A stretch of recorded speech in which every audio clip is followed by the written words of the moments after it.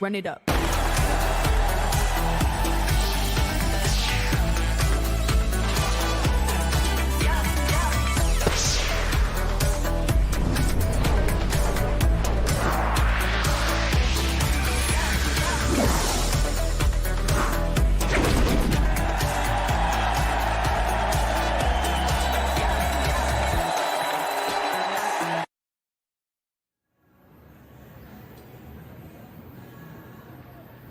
A very good morning to day 8 at the Kobe Universiade Memorial Stadium. It is the Para-Athletics World Championships for 2024. It is the penultimate day, getting underway very shortly on a wonderfully sunny day here in Kobe. Be Kobe, all right. That's what we've been for the last 7 days, and we will do it again on number 8. A quite wonderful city if you get a chance to get around. And a fantastic track here, built for the 1985 World University Games, holding over 35,000 people. And we've had plenty of people here. That's looking back at the main stand, where that shot is coming from. There are school children piling in by the hundreds and thousands over the last few days. The Mexicans are out. Those hats, the sombreros, will be a good idea today. Looking up towards the far stand on the eastern side, and those school children in again, hats on, sun cream the order of the day, and this is the schedule we've got to look forward to. 7 medals in the morning, 9 in the evening session. Getting underway, Stefanika Darkus and Amiri up against each other, the world and Paralympic champion in the men's javelin throw F54. The men's 100 T54 was supposed to be the final last evening. Protests, counter protests, it all happened. It is this morning. Mikey Brannigan, the world and championship record holder, and the men's 1500 metres T20 intellectual impairment category. And then as we go through, you'll see the universal relay is on a little later. That 2 heats going in that organised chaos to the extreme. Japan are the reigning world champions in that one. And then we'll have Maxime Caraban in the men's 100 metres T52, trying to add to his medals he's picked up already. Caraban has already won the 200, or 400 I should say here. He's going for the 100 now. And it is a quite brilliant day. The weather today is set fair at 19 degrees, and just have a look at that. There's not much of a breeze to talk about. A few clouds, which will be nice enough for the athletes. I'm sure it'll get cooler as the afternoon does go on and we go into the evening session, finding shade by any manner possible is sometimes the way to do it. I'm Tolson Tollett. Will Downing is here as well. Hello. As always, and Steph Reid, MBE, is also alongside us, the former world and European champion. And Steph, there's long jump is your thing. There is long jump on today in T47. Women's getting underway at 10:30 this morning, but I'm going to ask you about the universal relay, because you've seen it, I've commentated on it, as has Will, and it can be something which explodes into action. Japan last year were nowhere to be seen. All of a sudden they got thrown up because of disqualifications, and they became the champions.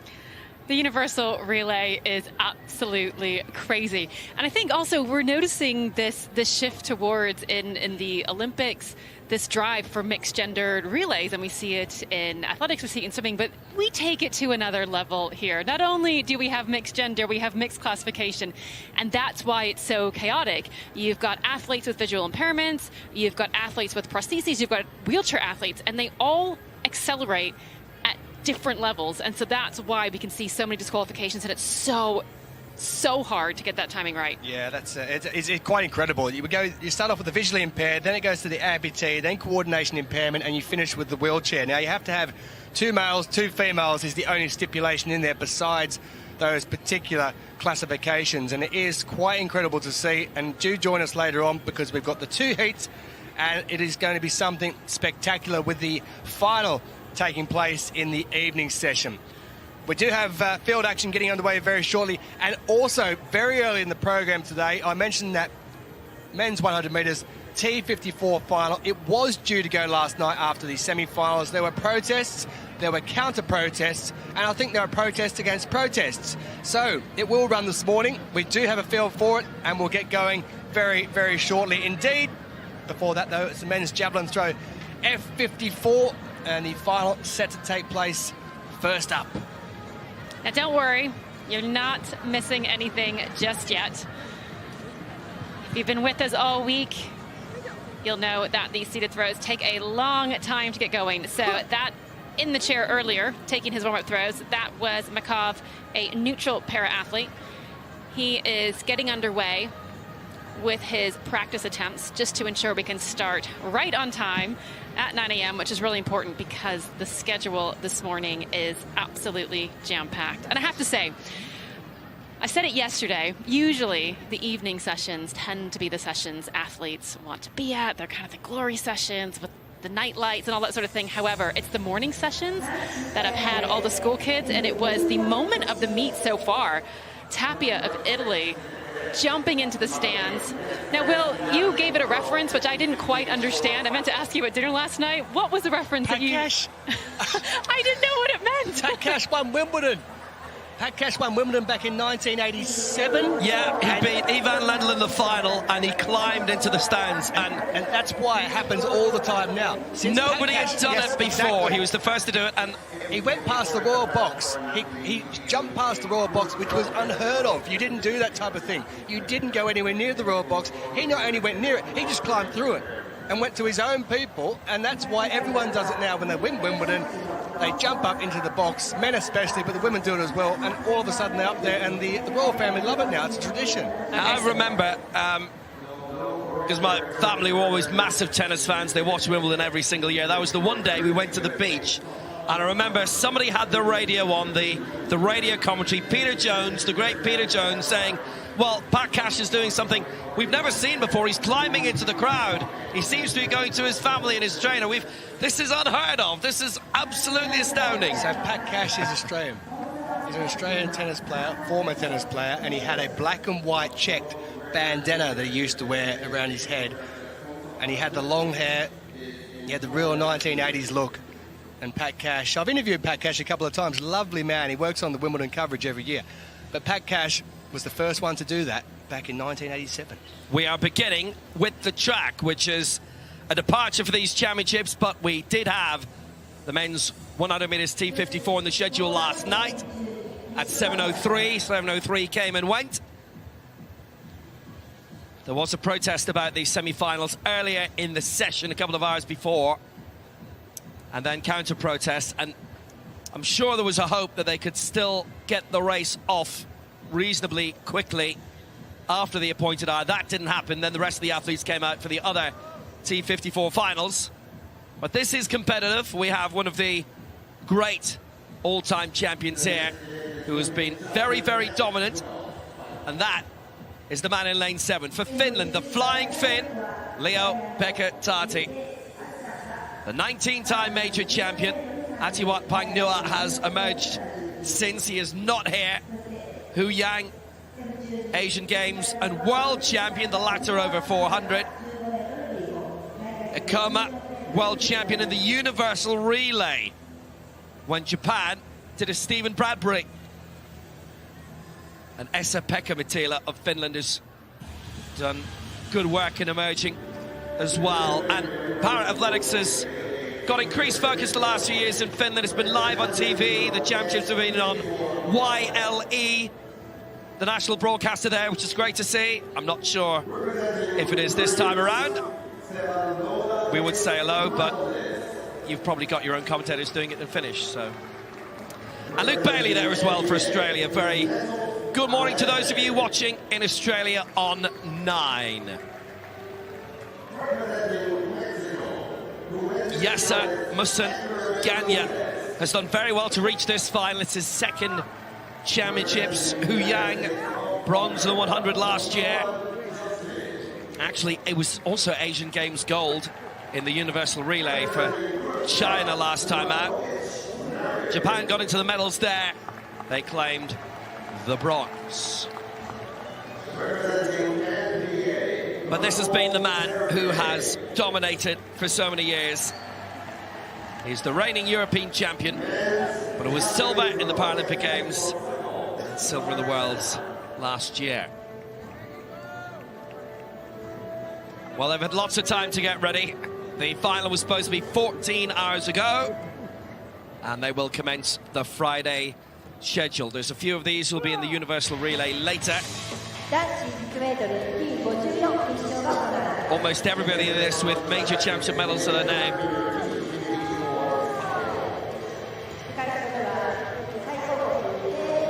T54s, no matter what the distance, generally give us some exciting racing.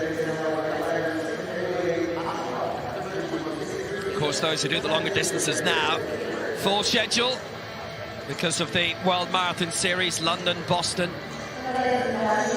etc., Chicago. So Finland with 2 in the final. Japan, Australia, Mexico, China as well. Men's 100-meter T54 final.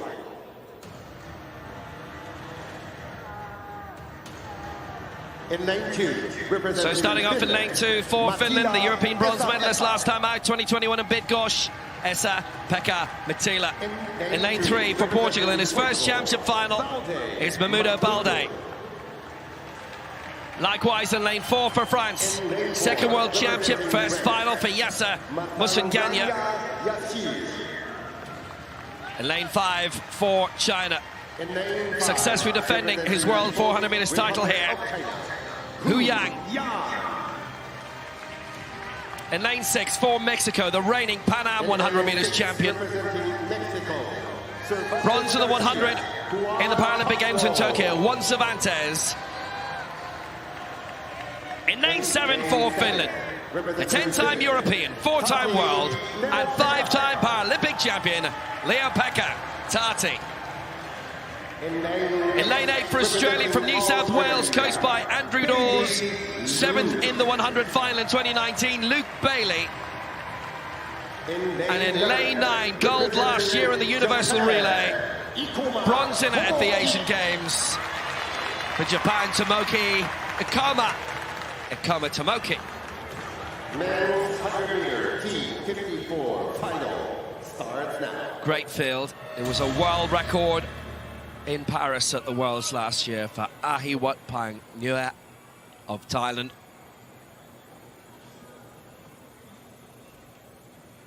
Not in Kobe this week, so the door opens for Tati again potentially. Mattila in 2, Balde 3, Musunganya 4, Hu 5, Cervantes 6, Tati 7, Bailey 8, Ikoma 9. Final of the men's 100 meters, T54.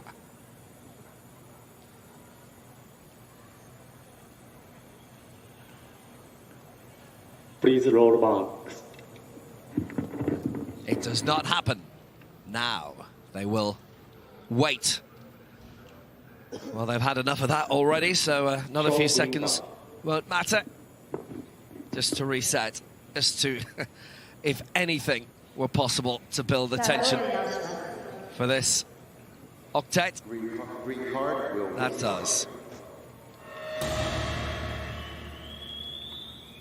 So who has now won 2 titles in a row over 400 meters? Mattila 2, Balde 3, Musunganya 4, Hu 5, Cervantes.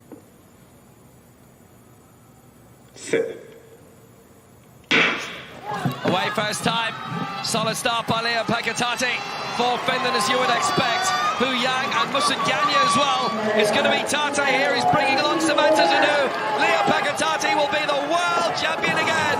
Hu in second, Cervantes third. 13:78 the winning time. It's his 5th world crown, his 10th global title. They are 100-meter specialists who nipped in right at the end ahead of Cervantes to get the silver medal. But Leopeka Tati is back, and instead of a late finish last night, which in one way it was, an early start today, and Leopeka Tati has delivered.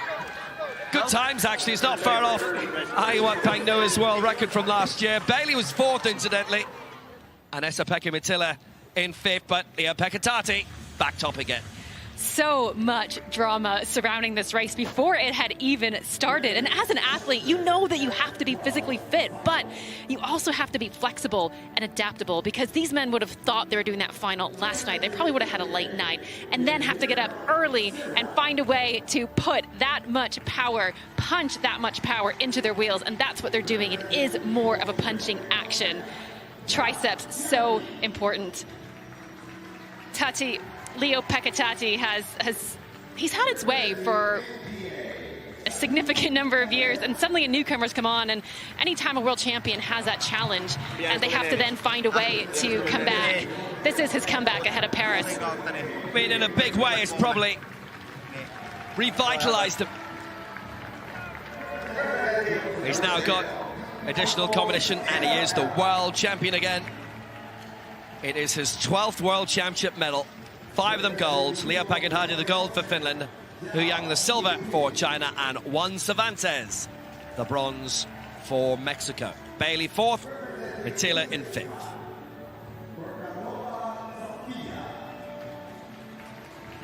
Good final. And we've got a lot more on the way. Women's shot put F12, the medium visual impairment category. There is no Assunta Lanyante, the reigning champion,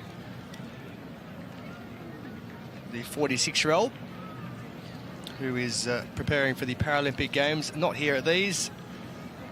You saw the lady who took bronze last year a moment or two ago there from China, Zhao Yuping. She's won gold in the Javelin here already at these championships. And this will be, though, the start of the competition. With Serap Demirkapu of Turkey, who took 5th place in the Javelin.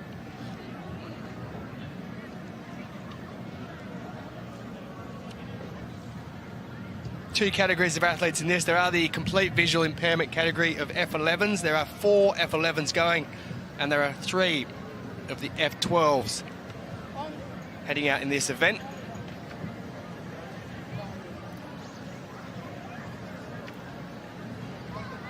By the way, Isabella Campos, who goes in this a little bit further down, the Brazilian, she goes 5th, is in the discus this evening. So that's a schedule for you.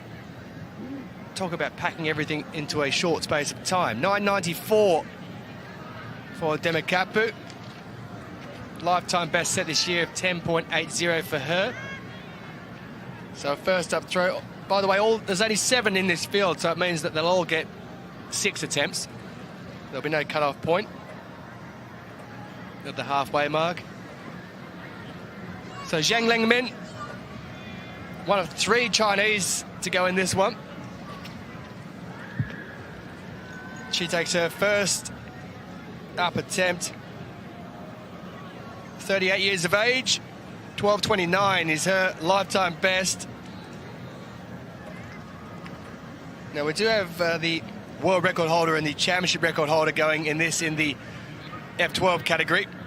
She'll be the last to go. Birkenova of Uzbekistan. Silver medalist behind Assunta Lanyane in Paris last year. 6.06, it is a season best for Zhang Lingmin, but is about half of what her lifetime best is. So she's got a load of work to do to get anywhere up near that. Neutral para-athlete, Elena Shak. 11.26 is her lifetime best. Now that is out on the 10-metre mark. And you would suspect that she'll go into the lead after 3 attempts. 1 each from the athletes who have gone. There will be Shak who does go into the lead.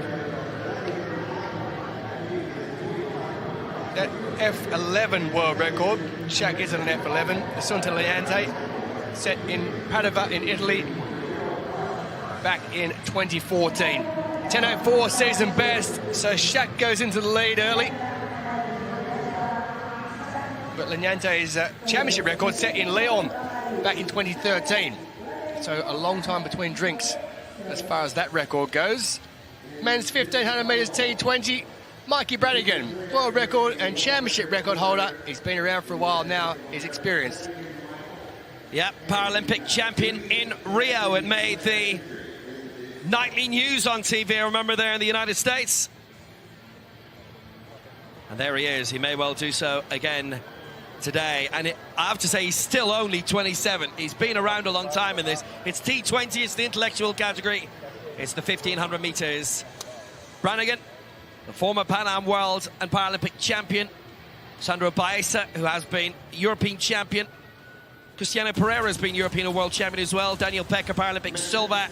Pavel Sarkiev, European silver and bronze in his time. Excellent field. And the man closest to the track is the one who's had the longest excellence. The world record set in 2017 in New York. The Rio 2016 champion, Mikey Brannigan. In lane 2 for Japan, 9th in the Paralympic final in Tokyo. Yuji Yuji.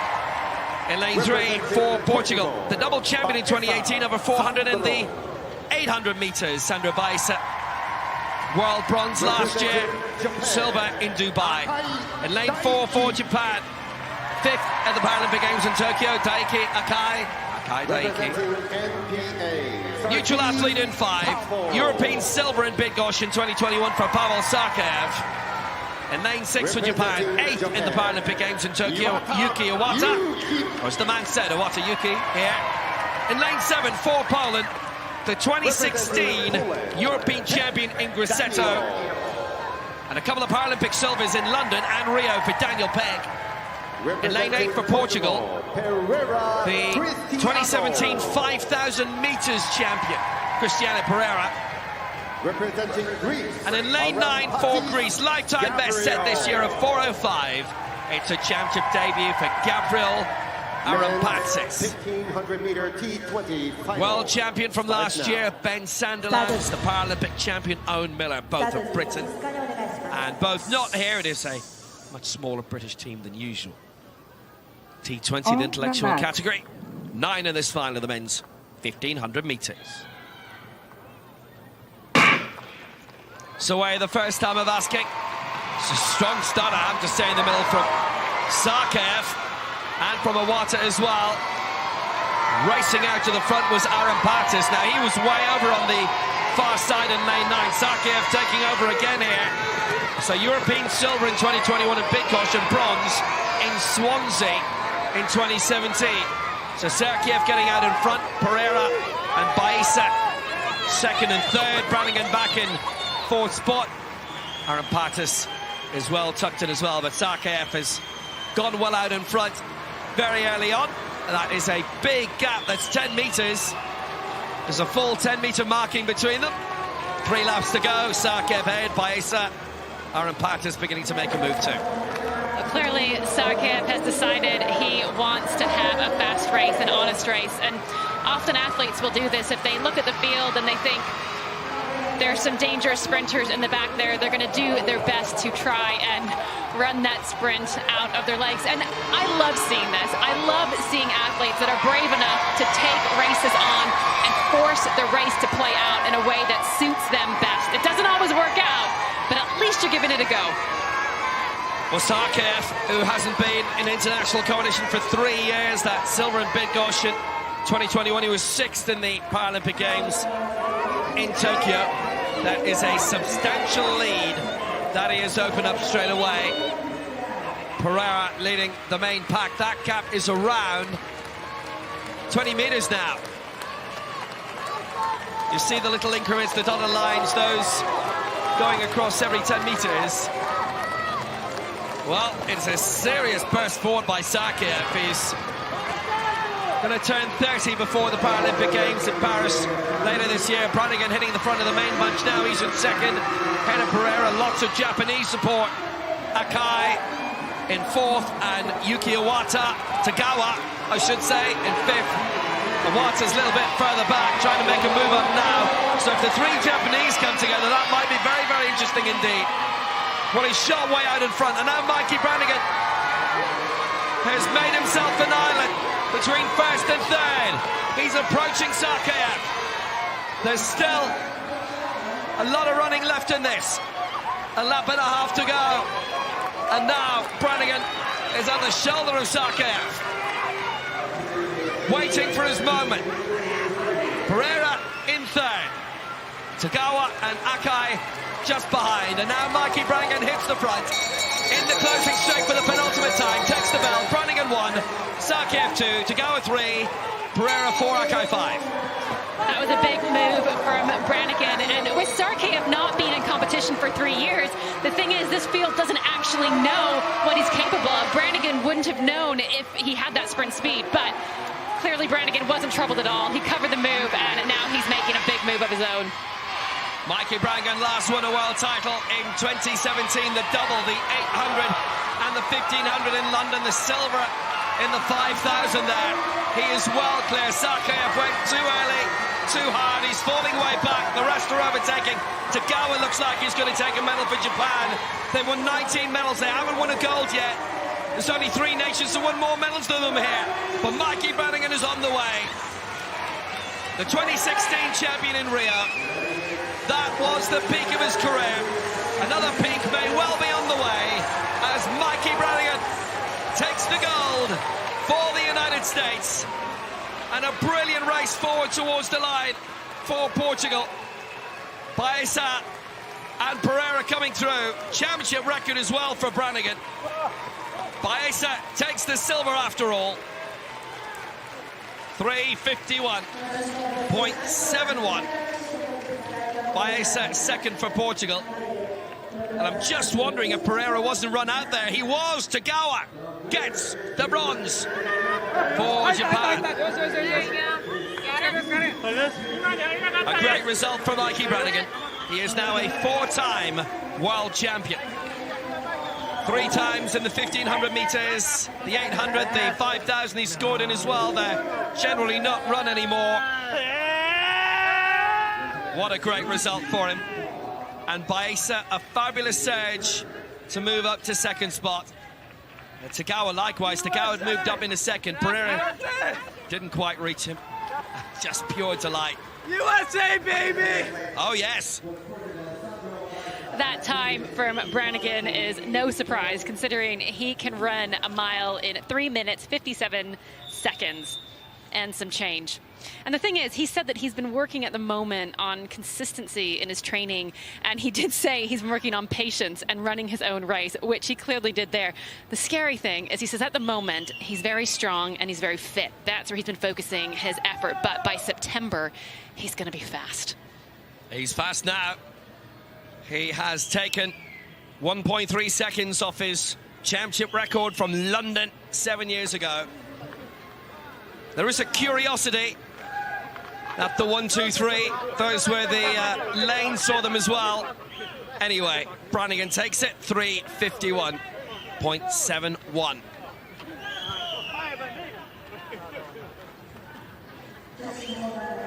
USA!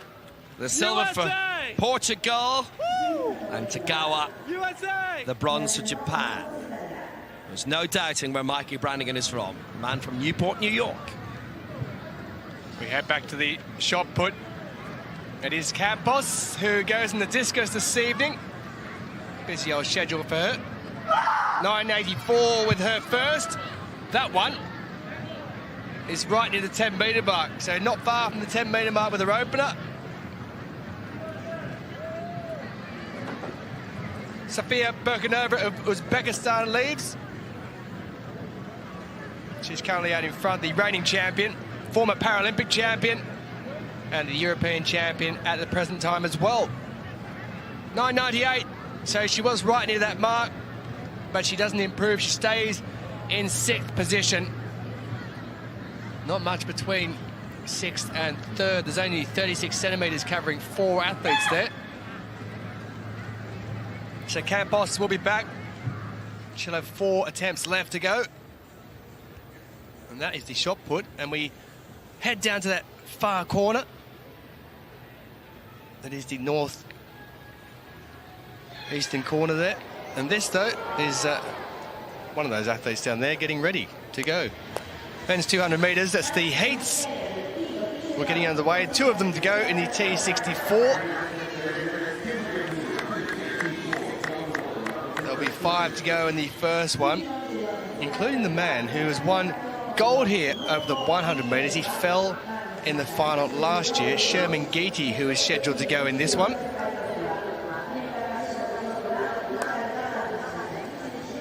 Or Geety if you want to give him his full name. I'll just call him Geety for now.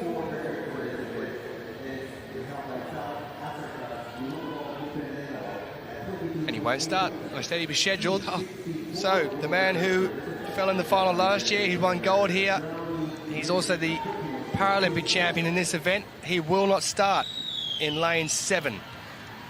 So that is a disappointment, not just to everyone watching on at home or wherever you may be, but also to those 200-meter many hundreds of school children who are in here to watch top-class athletes. So Sherman Geety doesn't go. This man does. Francesco Laranio, he was 6th in the 100 metres. No reigning champion in the World Championships, by the way. Maxo Manu of Italy, who's not here. So no lane 7 because Geety doesn't start. In lane 6, Mitchell Joint, bronze medalist in 2023 last year. Tamaki Yuma, 22 years of age at his first major championships. What about that rule? And Jesus Castillo of Peru, also a youngster at just 20 years of age, born on the 1st of January. 100-meter T64, round 1, heat 1. Starts now. So 2 athletes in their first major championships, Castillo in 4, Tamaki in 5. Mitchell Joint will go in lane 6, setting an Oceania record last year when he took bronze in Paris. And Francesco Laranio will go out in lane 8, 6th in the 100 metres as he looks to move through to the final of the 200 metres T64. Richard Brown holds the world and championship record. That was set in Doha back in 2015. Castillo in 4, Tamaki in 5, Joint in 6, and Laranio in lane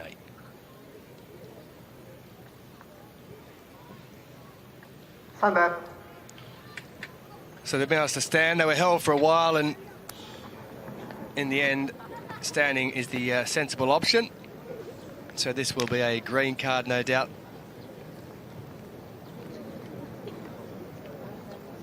First 3, by the way, will go through in this automatically, so only 4 in it, and 3 will definitely go through. Then we'll be looking for the next 2 fastest in qualifying to go through after that.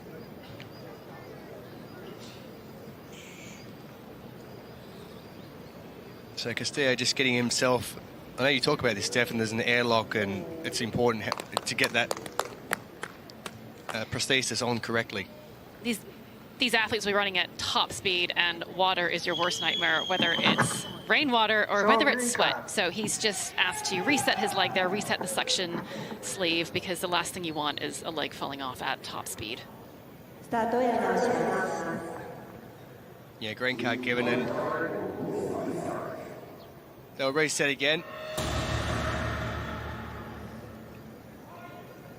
There's a lot of patience involved, and sometimes it does take a little longer to get us going, but when we do get going, it'll be worth the wait.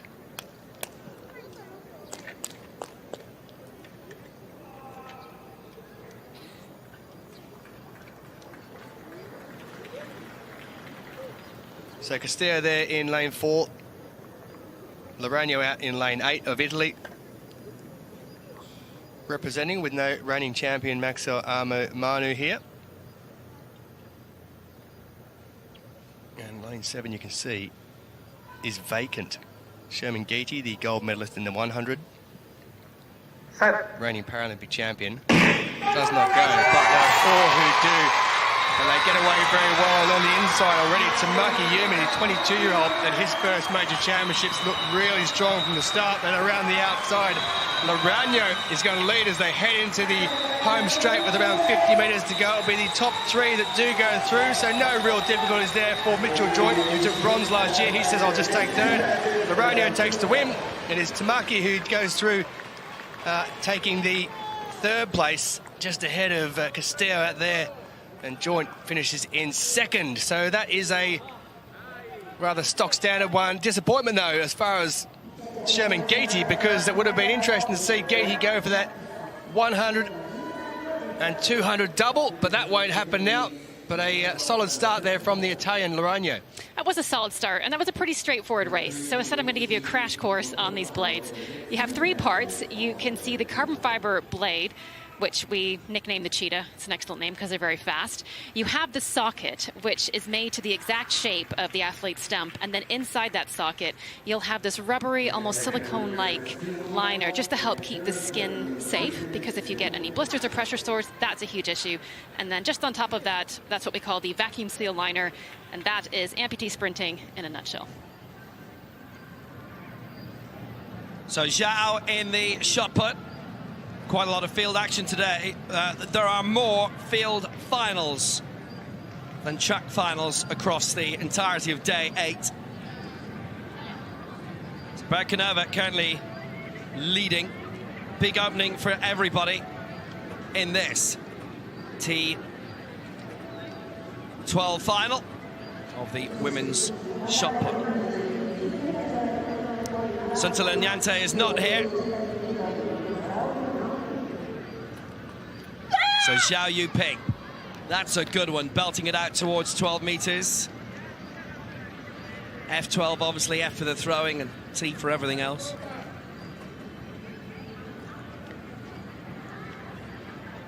Berkanova with a really good advantage in this. Now she holds the world and championship records as an F12, and this is down as an F12 competition with a good few F11s in it. Suntila Nyante, the regular perennial champion. He was a great champion in on the World Athletics circuit. That's 12:43 from Zhao Yuping, 12:71 her best to date with her second round throw. And Nyante was world class. The eyesight began to go. She moved over to the para-athletics realm.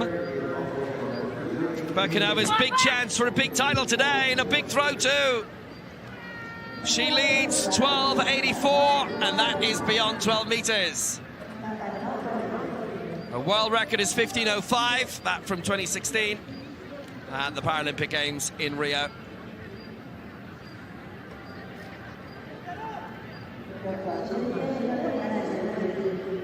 Silver behind Nyante in London, 12:79. That would have led in its own right.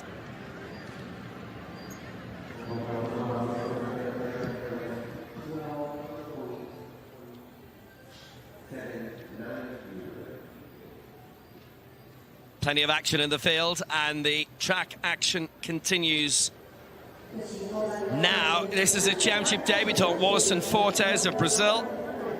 Simona Managrasso. 3 medals at the last Europeans in Bydgoszcz in 2021. Shinsuke Itane, the Asian Games champion, over 200. It is a decent field. So Managrasso will be going in 5, Itane 6. Alberto Avila of Spain in lane 4, silver in the 200 last time out at the Europeans. Generally, everybody has achieved in one form or another.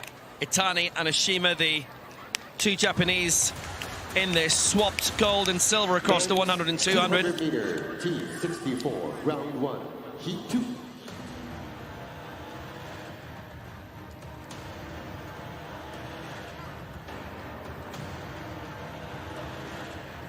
In lane 9, representing Saudi So starting off in lane 9, fourth in the 100 meters final here for Saudi Arabia, Noor Al Sana.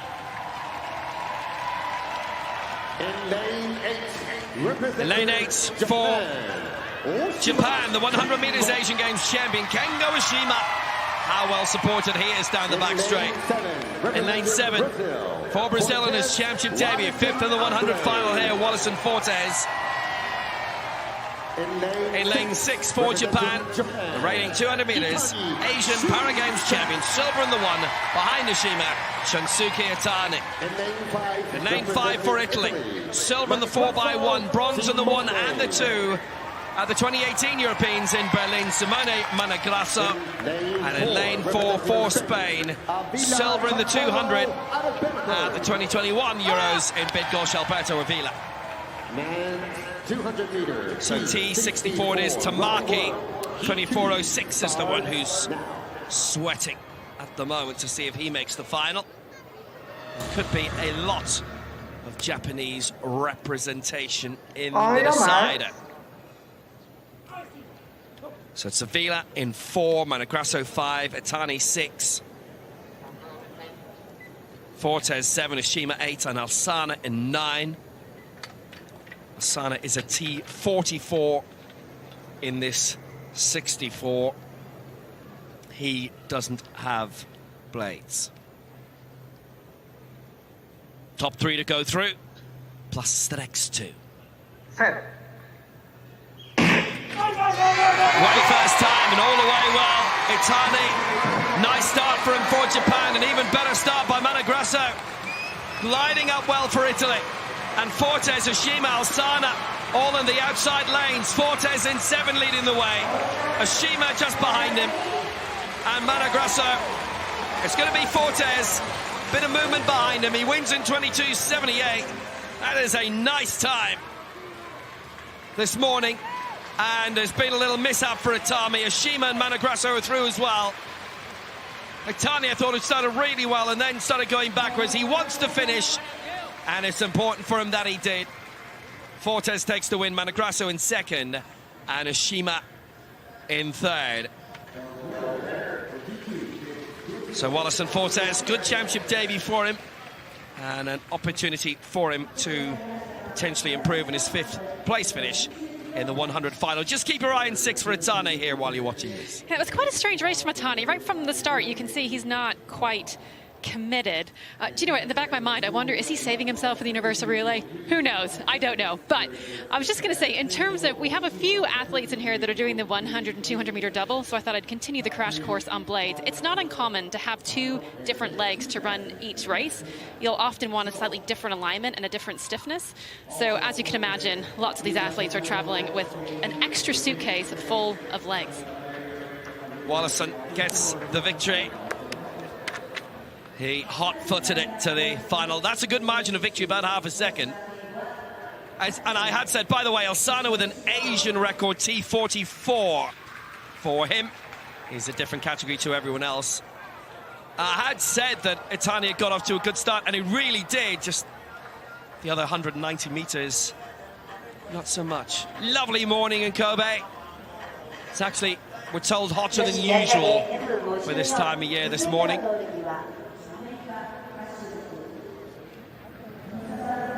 Shaq, the women's shot put F12, season best at 10.04. That was with a first I should say. 9.90 after that, 9.63. So consistent. And as I said before, there's only 7 going in this, so all 6 throws for all the 7 athletes. There'll be no cut-off point. This throw number 4 for the neutral para-athlete.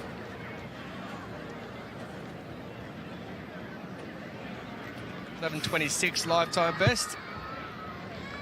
And that's out around the 10-metre mark again, so you can't fault her consistency. Xiao Yuping, the gold medalist in the Javelin, in this one as well.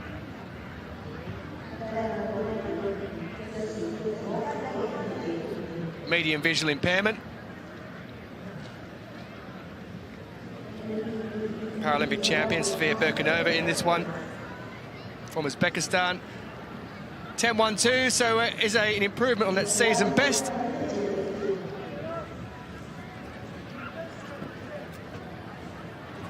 Here's the lady who started this competition off. Demet Kapı of Turkey. That's out over the 10-metre mark, and it might be an improvement. 10.16. Her third effort. This might be a little bit further. Warmish out there this morning. And actually really nice weather for throwing the shot put.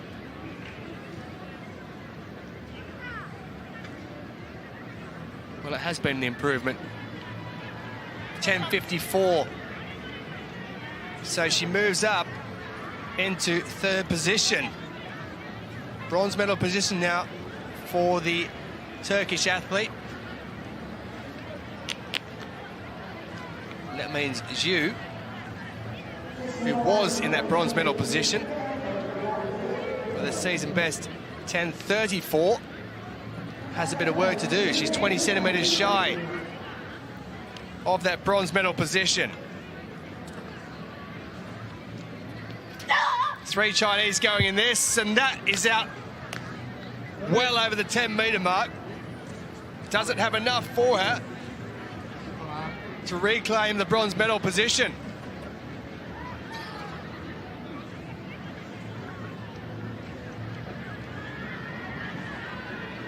She's an 11.21 thrower. Is Zhu.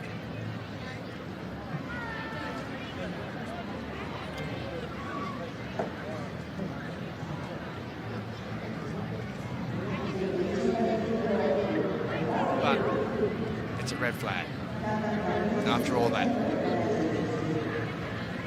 So here's Xiao Yuping, gold medalist in the javelin, sitting in second position. But I'll tell you what, she isn't that far behind the leader, Birkenova. Minimal margins in this one. 13 centimetres between gold and silver at present. After this, she'll have 2 throws left as she goes for the javelin shot put double.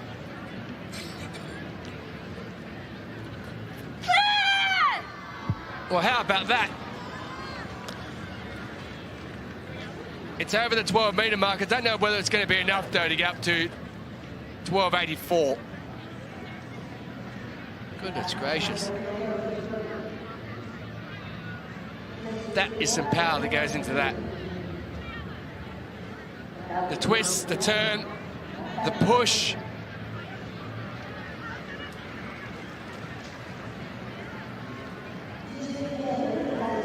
I think it's going to come up short. Yeah, it has. 12.32 is the length given there for Zhao. So this lady here from Uzbekistan stays in the gold medal position, at least until the next round, because she is the last to go with her 4th attempt. She won silver last year. And that has gone wide, so that'll be a red flag on that one, I think. It is. Yes, silver last year, Birkenova, Paralympic champion. She's an indoor gold medalist from back in 2014 in the Asian Championships. And she's won a couple of other medals, silver in 2016, the Rio Paralympics, bronze in London in 2017. So she's a perennial medal winner. At the moment, though, she has 2 legal throws and 2 foul throws. 12.84, she leads after the 4th round. Everyone has 2 attempts left, and they'll speed through that because we've only got 7 going at the moment. Look at that in the background. Wonderful day. Main stand up on the left. And some focused athletes. Just to let you know, the 4x100 universal relay is coming up very soon. Very much looking forward to that. That gets underway. The first of 2 heats at 10:10 this morning. Local time. Currently now coming up towards 20 to 10 in the morning local time, wherever you're joining us around the world on the World Para Athletics YouTube, Facebook page, whatever it may be, or terrestrial television. Any form of viewing, you're very welcome. Will Downing, Steph Reed and myself Tolson Tollett. We've had an absolute ball over the last 7 and a bit days. We're absolutely flying through this competition. Not just in the shot put, but in everything. It's going so quick. Wish you could stay here for longer. 16 gold medals today, 7 in the morning session coming up, and there's 9 in the evening. 4 in the field in the morning, 3 on the track. And in the evening session, there'll be 4 in the field and 5 on the track. I was having a little look through how many medals have been given out gold-wise over the course of these, and I think we're already up over well over the 100 mark. It just goes so quick, and you don't even realise you're doing so many track races, so many field events. Makes such a difference to have athletes who are of such a high standard, like this lady here who goes again in the discus this evening. Isabella Campos.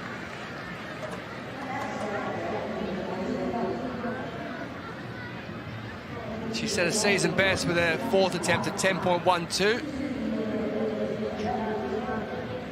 Campos, lifetime best 10.93. She's going some to get to that, though.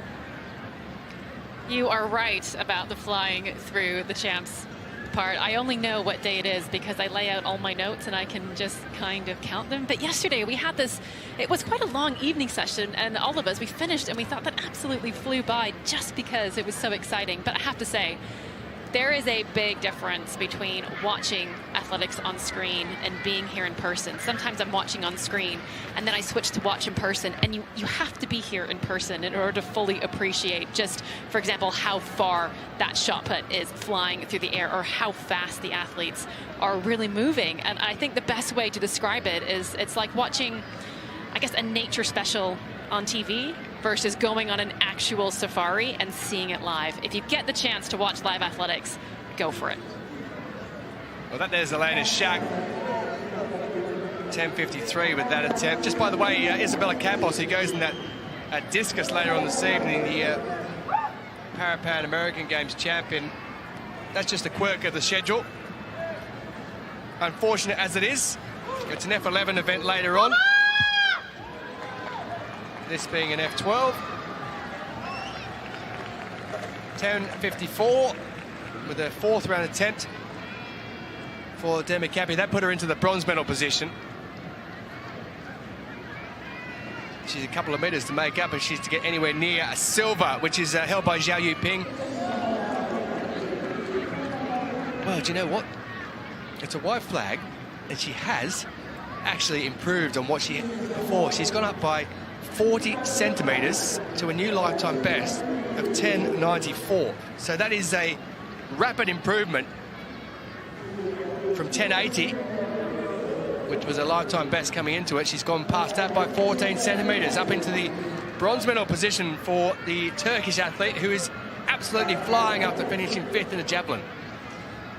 Demi Capur, we saw her on screen give herself a real talking to. She had this intense conversation with herself, and I love watching athletes do that. I wish we had a lip reader on staff with us, letting us know what they say, because I think what a way for the rest of us to learn about how to pick yourself up and perform when you're under pressure.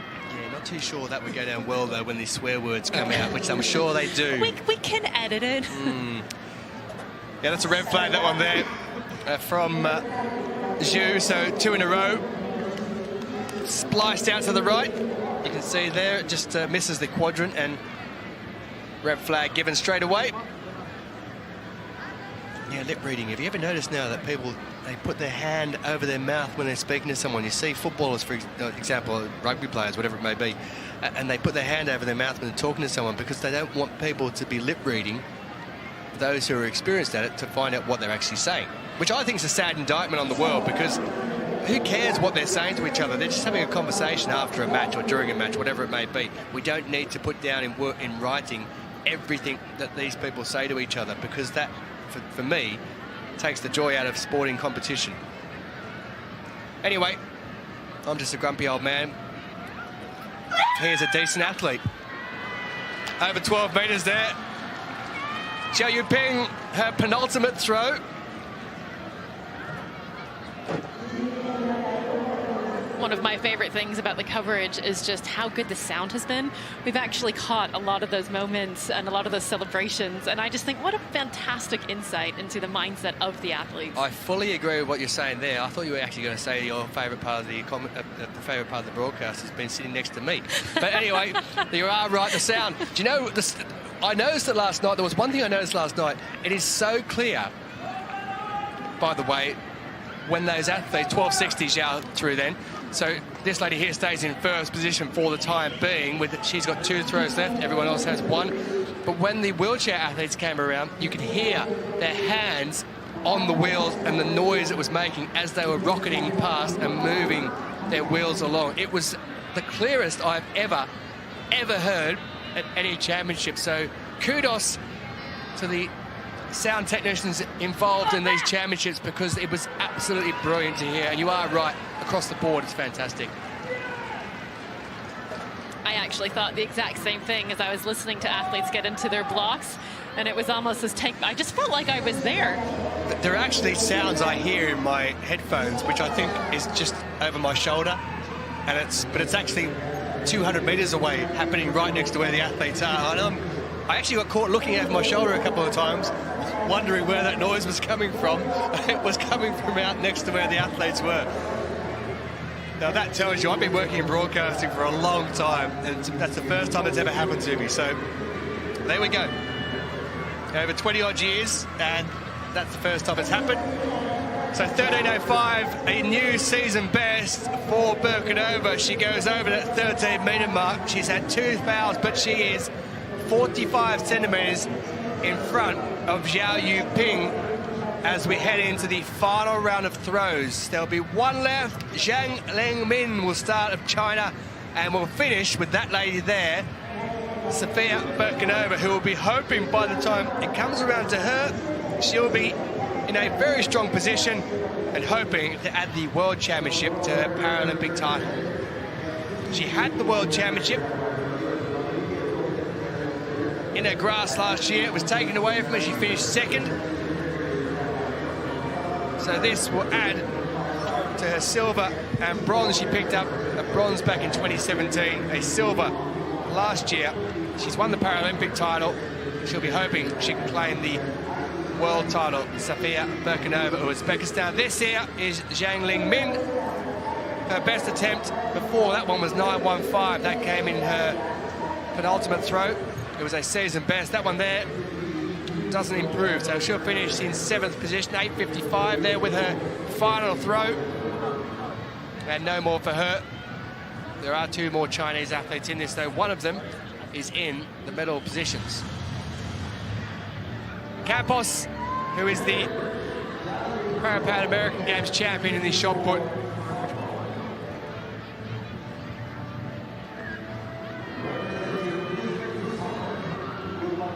This is her final throw of the competition. From Brazil.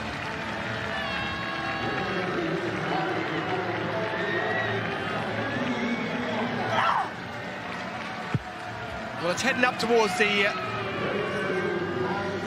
10-metre mark. Isn't going to get there. She's been a finalist at the last 3 Paralympic Games. She won bronze in the discus throw in Rio in 2016. She also won the gold medal in the discus throw, as well as the shot put at the Pan American Games last year. But she'll have to settle for a season best and finish in 6th position here at these games and look ahead towards the discus later this evening. As Elena Schack steps up for her final one.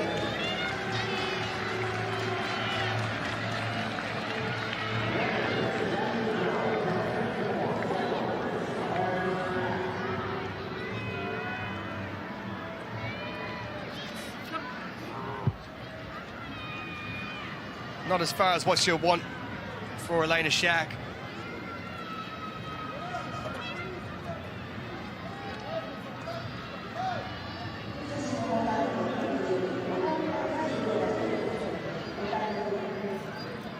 She has been at the Paralympic Games before.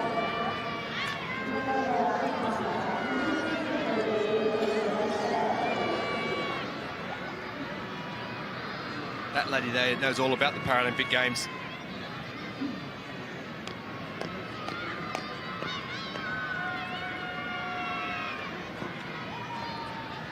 Birkenova waits to see if she'll be a champion before she has to throw this there. The bronze medalist at the current time in Demikapu. 10.94 with her penultimate throw.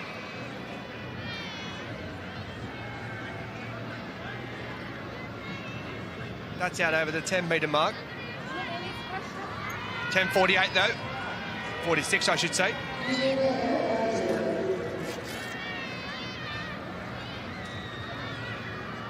So this is the only person who can push themselves into the medal positions who isn't there at the moment. 10.34 Zhu has, that with her second attempt. Her last two have been fouls. And she needs to find 20 centimetres to go past Elena Shack.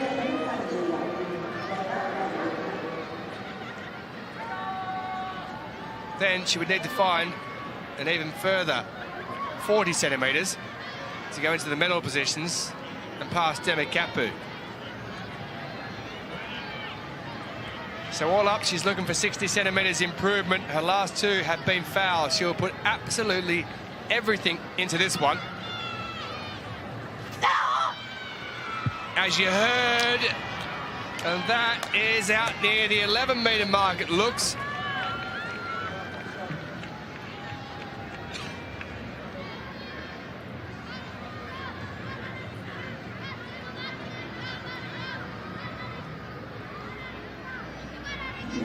Yeah, really good try from Zhu Enhui here for China.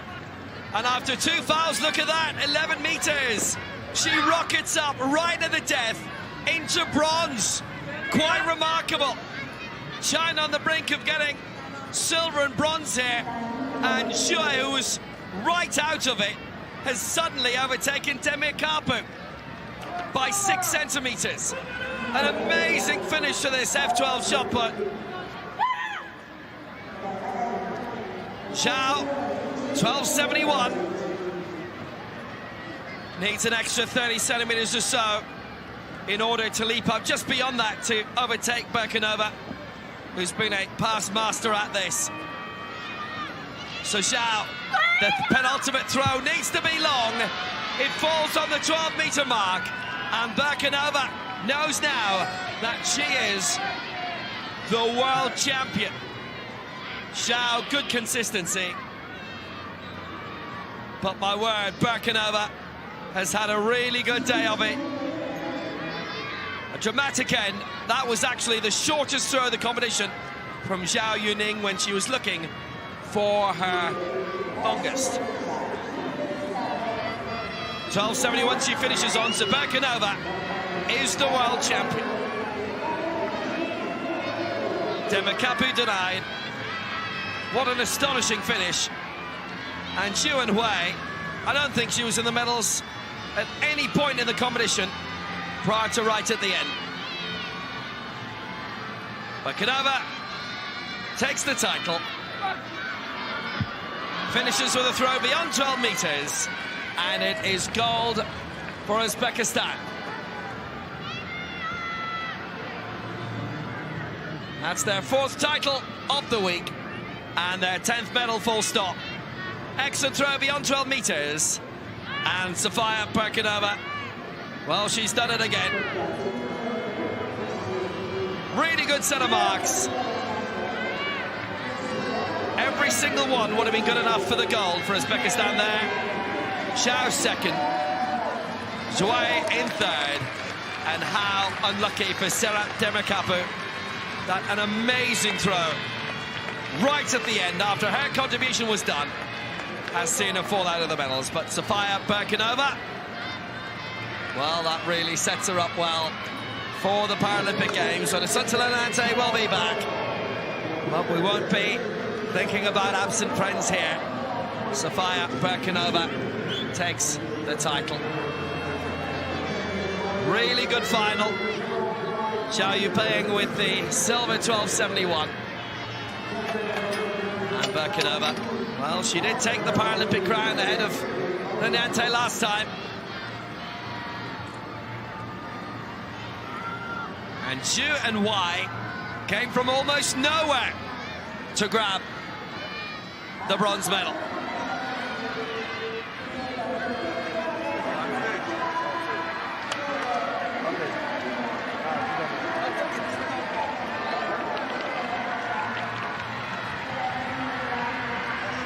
Paralympic champion takes the world crown. An absolutely brilliant run of consistency from Bakanova. Silver behind Lenante in 2019.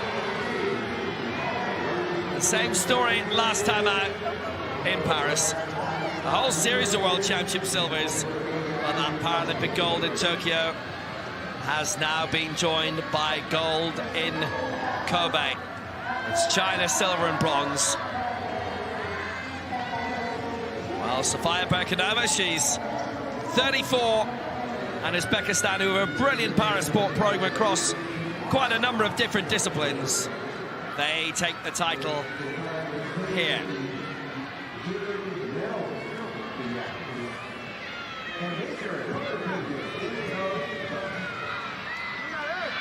Simmering away at the other end of the track, we have the men's F54 javelin throw. Well, I say simmering away. It actually started with quite a bang. Makov opened with a championship record and a personal best of 29.82. But this man here, Fuentes Yanez of Mexico, he has now taken the lead with his own championship record, 29.94. Now, earlier we had Fong Savan of the USA. Now he is the world record holder. It was his world championship debut, and he currently sits in the bronze medal position. However, coming up, we will have the reigning world champion, and after Fuentes, we will have a world-class arm wrestler. So, lots still going on in this event. Foul given for that throw. This is the halfway mark for Fuentes Yanez. If you've been with us all week, you will know by now that the seated throws athletes, unlike the incredible ambulant competition we saw earlier, the seated throwers will take all of their attempts at once. So at the moment, Yanez is just about done his turn. After the third throw, athletes get about a minute to reset, maybe absorb a little bit of coaching. That there is Fong Savan of the USA. Now, it was his world championship debut, despite the fact he was a world record holder, or he is a world record holder, despite the fact that he got a bronze medal in Tokyo. This was his first championships experience.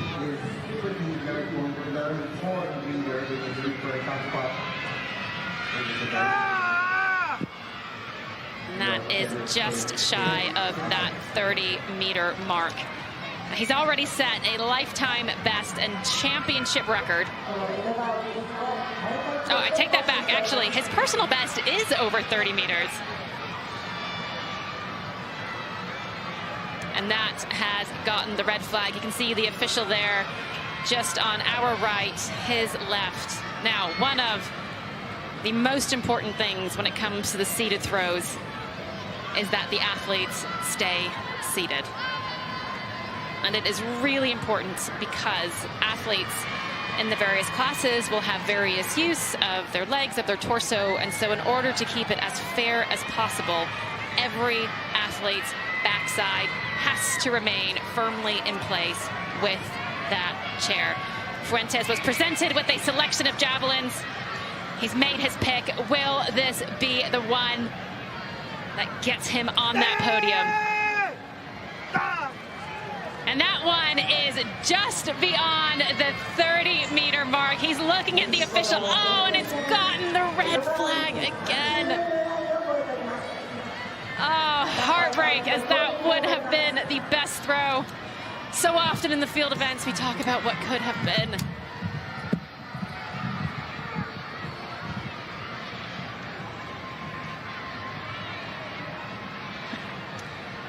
it is a foul for that 6th attempt. Fuentes' bid for the title is now over. He sits in the lead, but 2 excellent throwers will soon jump into that position.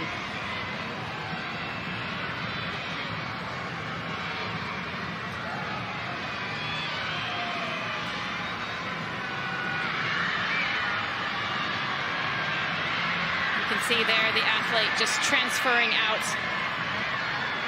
And just a quick note on the classification. It says they're F54.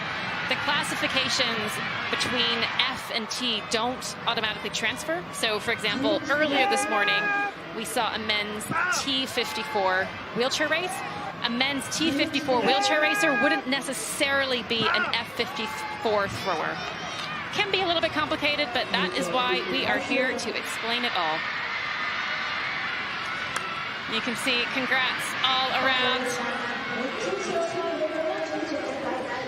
The man in white will take his turn, but not until neutral para-athlete Kuznetsov has gone.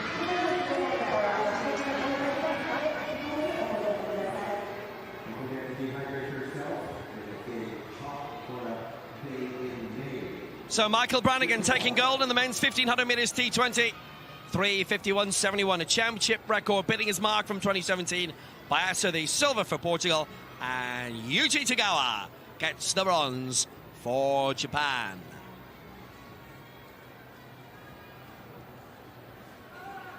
This the men's 200 metres T64, the opening heat. Loreno, Castillo and Joint go through, and qualifying Tamaki Yuma, lifetime best. Sherman Geety did not start. Wallace and Fortes certainly did. In the second heat, he won it. Managrasso, Ashima and Alberto Avila as the fastest loser, as the next fastest are all into the final tonight. So that's how it looks. Men's 200 metres T64. Avila, Chamorro and Tamaki going through as the lucky losers. Fortes at the top of the pile, 22.78 for him.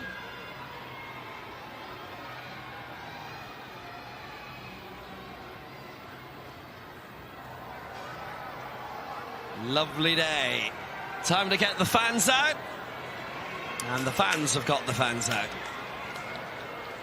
There's that lovely hill. There's a beautiful garden park just to the back of the stadium that you pass on the way in from the railway station here. And many thousands on the far side as usual. Oh, really getting to the spirit of it.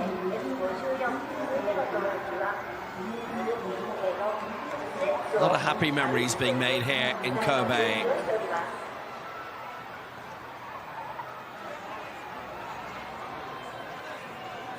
It's very good balance, good grip.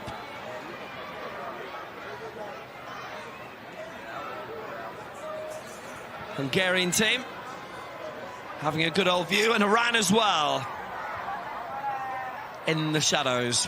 Definitely where you need to be today.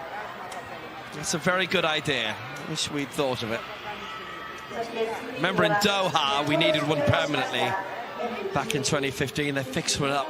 I had to use gaffer tape to move it around, and if I didn't have enough gaffer tape, I put more gaffer tape on. You can never have enough. We've got the universal relay races coming up. There are 2 semi-finals in it. This has been a very well-attended championships, both in terms of spectators and athletes as well. There's not been very many big names. Your Hoogs, your De Brunners, your Shahs, your Alcamadas of the world, your Lenantes. But apart from that, it's been a lot of the champions have been back.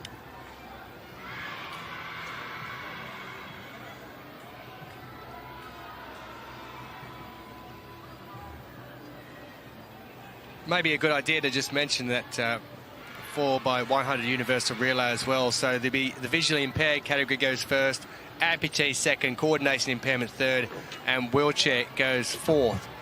That will be the order it goes in. There'll be 2 males, 2 females. Any order you can go, as far as females and males. They don't have to be 2 males and then 2 females in that order. They can be mixed up all over the place as long as you have one from each of those 4 categories. As I said, visually impaired goes first, amputee second, coordination impairment third, and wheelchair goes in fourth. That's looking up to the hill, up above those school children. It'll pan down onto them. You'll see them in the foreground. There they are. Loads of them in attendance in nice different colours and supremely well behaved and just loving life. It's a big stadium. It's one of these traditional old-fashioned open bowls that used to be prominent everywhere. It's got a nice old-school feel to it. It was only finished barely 40 years ago. And here's a woman who's succeeded a couple of times already this week. Rodriguez Gomez is already a double medalist here. She won the F53 discus throw, second in the F54 shot put. Now, this isn't her best event, but she's decided to give it a go.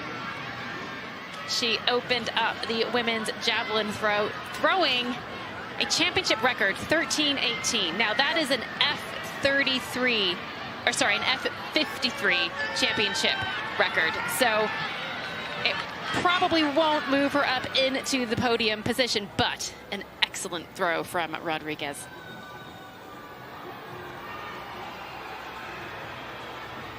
Well, here we go.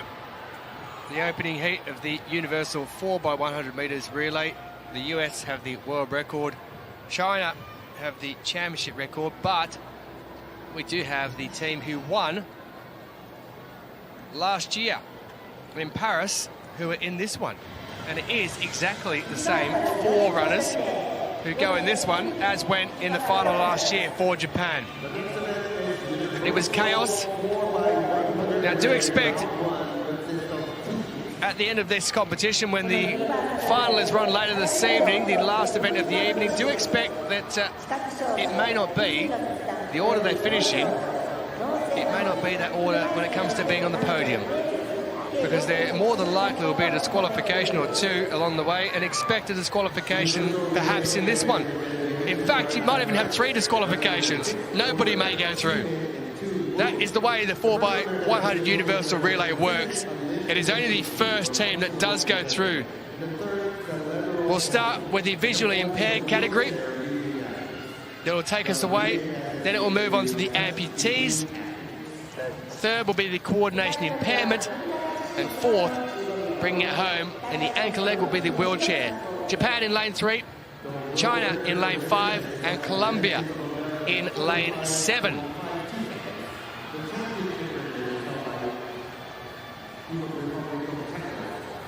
There's the Japanese team. Leading it away will be Sawada. Taking out the first leg, Tsuji, Matsumoto, and it will be Ikoma Tomoki who will bring us home, Steph. Now, you will see this track absolutely littered right now with officials in red, and that is because these zones are absolute chaos. We had such a large break in terms of the track events because before this, the officials had to go out to manually mark out some of the exchange zones because they are different from the Olympic 4x4, 4x100 relay. So in the universal relay, exchange zones for 1 and 2 are 30 meters, and the exchange that happens between the ambulant runner and the wheelchair racer is 40 meters. And again, this is just to account for the different rates of acceleration and takeoff. This is tricky, and it's also really exciting. Well, I can tell you, you mentioned about it's littered with red shirts down there. It could be littered with commentators on the floor after this one as well, because it is one of the hardest things to do. There are people flying absolutely everywhere. It's enjoyable, but I tell you, Angie Pablo Mamian, who was 4th in the 100 metres, will lead off the Colombians. Juan Lasso, then Darren Jimenez, who won bronze in the 100 and silver in the 2020 Paralympics, and Christian Torres, the 43-year-old, will bring them home. China, what an amount of people they could have picked from. Zhu will go, who was 4th in the 100, the T11. Then Wang Hao, bronze in the 100, goes in the 2nd position. Wen The Paralympic champion, gold in the 100 here, and Hu Yang brings it home, gold over 400, silver over 100. They could have had anyone. Lu Kuqing, Di Dongdong. There are loads who could have gone for China. Shi Yiting, the list goes on. They're the same four who went in the final last year for Japan. Listen to this. Sawana Uran will go first. Suji Sai, who's been here in the 1 and 200, goes second. Fourth in the 100, Matsumoto Takaro goes third, and then it is Akoma Tomoki who will bring them home at the end. The same team that won the final last year, beating Great Britain and Brazil to win it.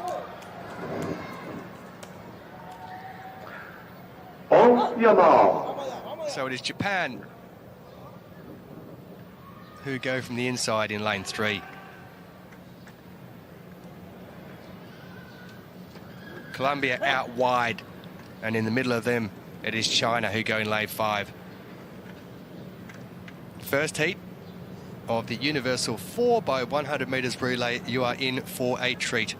Just the winner goes through to the final. Then after that we'll have the next 2 fastest will advance. Just remembering the tether for the athletes that are going first up.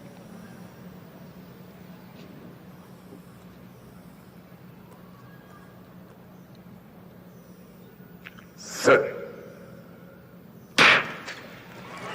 they get away with no issues at all, moving very fast indeed. Out wide there, it is Colombia through Pavel Mamian, who look like they're probably out in front by a little bit. The exchange goes ahead there. I can't tell you whether it's legal or not. We'll find out about that later on, but it is in the middle. China, who are looking really strong. It's Wang Hao, the T46 athlete, who goes down there and hands off to Wen Ji-yan. So China are in the lead at the moment. I think coming in second position, it is Darian Jimenez of Colombia who's moving around. But China, who take the lead through the last 100 metres. Hu Yang will bring them home for them. The man who took 400-metre gold, he took silver in the 100 metres, and it will be China who go across. Let's just look at the time as they go over there. 45.66. Well, that is a new championship record that has been set by China. Japan in second position, Colombia coming through in third, but a new championship record by my reckoning for China, setting it there. 45.66, the season best for Japan of 47.60, and a season best for Colombia, 50.81 for them. Well, that was a well-run race indeed. China down the back straight there when it got through the hands of Wang Hao, who took it after the first 100 metres. He was absolutely flying down towards Wen Ji-yan, and when the handover came to Wen, who won gold in the 100 metres, it wasn't really much doubt, because the man who took over, Hu Yang, gold in the 400, silver in the 100, he was always going to bring it home. But it is a victory and a championship record for China, who go through to the final in first place automatically. Season best for Japan and Colombia. They'll have to wait now to see if they can go through as a lucky loser. They'll be in the hot seats. But what a first up universal relay. I have to say, that was a remarkably well-drilled, very neat race from all 3 countries. And I think that's just a sign of how seriously countries are now taking this event. And this is a really difficult thing. And what you'll see at the end of the race, there are some officials pulling off the markers. All of the athletes have to set down a piece of tape, and you have to be patient, because the lead is going to change throughout this event.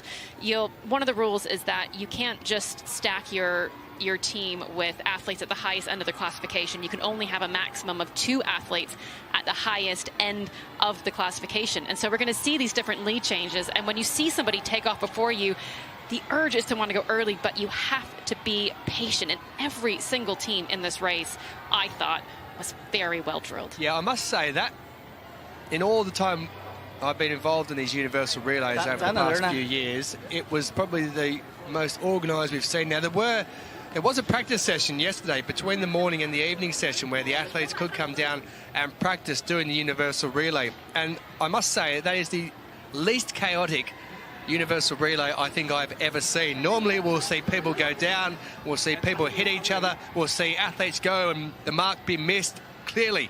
But that one didn't happen. Back to the field event. It's the women's javelin throw 2:54, which is going forward at pace.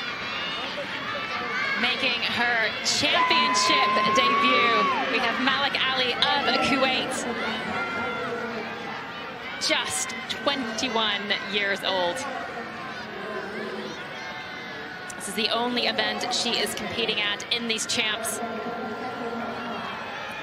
Javelin specialist.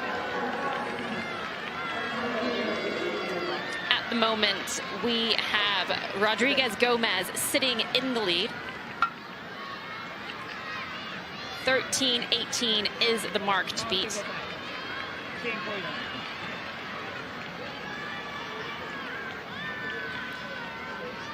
The official will always bring a selection of javelins for the athlete to choose from. All javelins. Athletes can bring their own. All javelins are checked at the beginning of the competition, along with their throwing chairs. Very strict regulations around everything. And that is her final throw. Best so far of 10:26. You can see Ali just waiting to look at that final mark.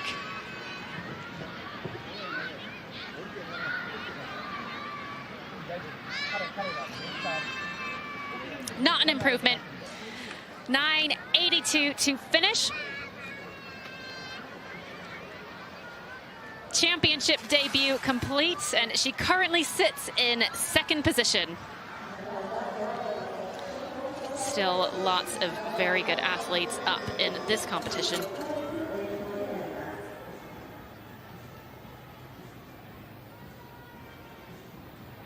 Yeah, lots of fun and games on the track too. We have China going through. 45.66 championship record. Japan in second, Colombia in third, have to wait after that first heat of the universal relay. 2 heats, only the winner and the top 2 fastest losers going through. Here's the second one. Indonesia, Great Britain and the United States are in this.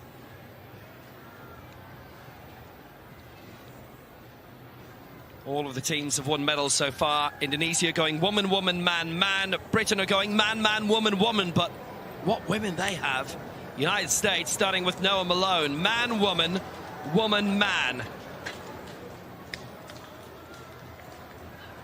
Visual athlete first, then arm amputee, then coordination impairment, then wheelchair. Those are the 4 legs.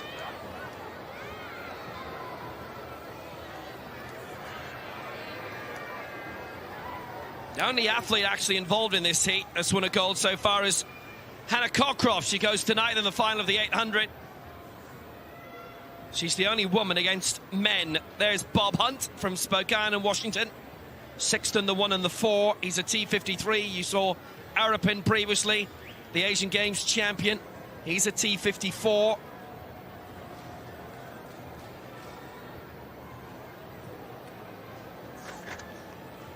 Putri will be starting off for Indonesia. She's at bronze in the 1.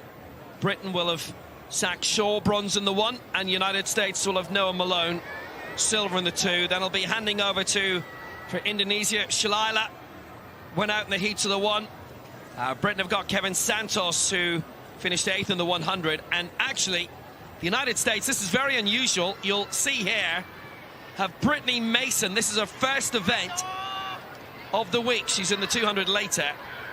And in the coordination impairment, Indonesia have got Saptiogo Purnomo, bronze in the 1 and the 2 here. Britain have got Ali Smith. She has finished 7th in the 1. And the United States have got Taylor Swanson, who won silver in the 2. And as you saw in the wheelchair, they finish off with Arapin for Indonesia, Cockcroft for Great Britain, and Bob Hunt for the United States. Just to remember those times, 47.60 and 50.81, those times going through for the lucky loser. And it is worth mentioning that if you are in 3rd position and you are a long way back, make sure you get to the finishing line. USA have got Malone, Mason, Swanson and Hunt. those are the four in this. Noah. Second leg, Mason. Brittany Mason in the 200 later. Noah Malone, silver in the 2. And the third leg, Taylor Swanson, silver in the 2. And Bob Hunt, and the sixth in his fourth 2 leg, finals, 100 Bob. and 400. Great Britain starting off with In name Zach 5, Shaw, bronze in the 100. He's First T12. leg, Shaw Zachary. Then it goes Second to leg, Santos Kevin Kevin. Santos, eighth in the 100. Third leg, Smith Ali. Then Ali Smith, she was seventh in the 100. Hannah. And we wrap up with the 100 champion here, Hannah Cockcroft. In name 3, Indonesia. representing Indonesia. Start off with the First 100 leg, meters bronze medalist, Nimada Adianti Putri. And the guy, Laktono Bayu Then it goes Ali. to Nanda May Shalila, went out in the heats of the 1. Third leg, Purnomo Then it's Saptogiogo. Saptiogo Pranomo, bronze in the 1 and the 2, and they wrap up with Janelle Arpin, the Asian Games champion formerly in 2022. Universal Went out in the heats of the 1 and the 2. relay, round 1, heat 2. Just a reminder, Indonesia are putting their 2 women first, Britain are putting their 2 women last, and the United States putting their 2 women in the middle. That's variety.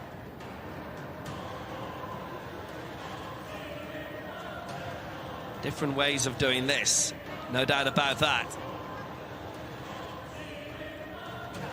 No baton, as you'll know, so they just have to tap each other and just make sure that they get the tap right. And little markers blown away, so they're just getting replaced over in the far side, which was, I have to say, really well spotted by Taylor Swanson.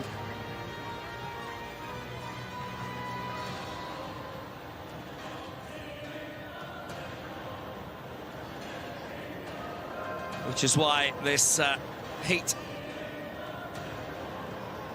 just waiting a few more seconds, everything has to be absolutely right. So for those who don't win, the target times: Japan 47.60, Colombia 50.81. Well spotted by Taylor Swanson. That has led to a disqualification before. Heat 2 starts now.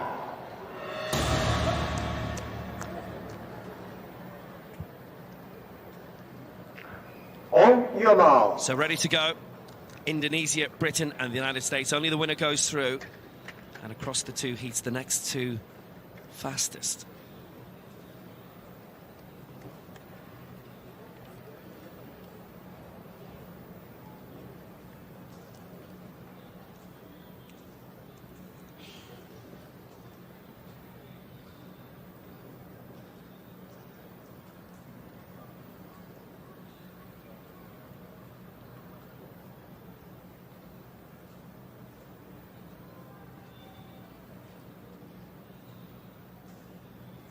Visual athletes first. So away they go. Putri for Indonesia, Shaw for Britain, Malone for the United States. Malone away very well. Shaw just behind. Malone to pass over to Brittany Mason. Shaw to Santos. Putri to Shalaya. USA away. Mason making a debut of the week here unusually. It's going to be Mason to Swanson for the USA. Santos to Smith for Britain. Shalaya to Purnomo for Indonesia. We're way back at the moment. Britain going very well with Ali Smith. She'll be handing over to Hannah Cockcroft now. Bob Hunt taking over for the USA, and Arpin for Indonesia. Had to get the crossover right. It's Hannah Cockcroft coming in for Britain. Arpin going very well for Indonesia here. The only male, 54 here. He might win it. He has won it. Indonesia 1, Britain 2. United States 3. What a win that was for Indonesia. 47.53. He was the only male T54 there. They're the fastest and the strongest of everyone else. Hannah Cockcroft is T34, female coordination impairment. 47.67 for them. They're in the final. And the United States, 47.93, have missed out. They will not be in the final. They'd Malone, Swanson, Mason, who's a multiple champion. That is remarkable. The United States are the third of the fastest losers, and they do not make it. They'll be praying for disqualification somewhere along the line. Indonesia won that. Erpin, well, he has been Asian Games and Southeast Asian Games champion, and being a male T54, he's faster than a T53 in the sprint and faster than a T34. That is absolutely remarkable. What a race. This is why this event is so good. Brilliant start from all the countries, but it all changed. You can see there, actually, watch this exchange between Santos and Ali Smith. Ali Smith takes off. She doesn't even look back. That's how confident she was in her mark. Now, looking at that exchange by US, that one looked, I don't want to call it, but maybe I looked at it in real time. I think the US might be disqualified anyway. Yeah. And just look there, the athletes, there's no baton. The athletes have to touch the other athlete. No pushing allowed, but look at this finish from Erpin. Right down to the wire. He's a really good sprinter, but a lot of people will ask sometimes about the differences in the classifications, and there is the difference right there. He's a T54 man, Bob Hunter T53, and Cockcroft obviously a 34. Hello, Indonesia. They'll be into the final. Will Britain, because of that. And obviously all of the different sequences will be checked, as they always are. But what a win for Indonesia. They're in the final, and they've nothing to worry about. Britain in second spot, and the United States out. What a remarkable race. We'll go through the results later. Men's Javelin T54, and Edgar Fuentes with the championship record of 30.25. Fuentes Llanes did not come into this competition as the favorite. He had an excellent throw of 30.23, but after him was the world champion from last year, Manolis Stefanoudakis of Greece. However, Stefanoudakis' best throw of 29.91 was not enough to take down this man. We have a new world champion, and look at that. Stefanoudakis is now a new fan. High fives all around.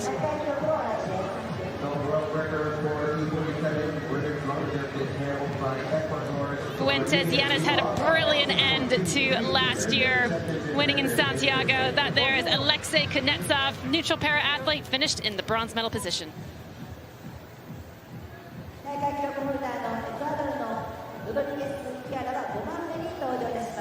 Action continues with the women's long jump T47 amputee category. We've seen quite a few of these already this week, and some very successfully taking medals in the sprints. Women's long jump T47 final. Representing Sri Lanka. So Sri Lanka also been in the two, Yanani Wickramasinghe. Representing People's Republic of China, Yan 5:23 lifetime best for Yan Ying. Representing New Zealand, Grimaldi. Now Anna Grimaldi burst onto the scene in Rio of Cuba. 5:30 a lifetime best this year. Cara Rodriguez, gold in the 100. She is the reigning champion in this. Björk Nordmark finished 5th for Denmark in this last year. Petra Lutheran now has a major championship medal to her name. Bronze in the 400 meters air. She finished 7th in last year's long jump final. Eula Ross just missed out in the 100 final.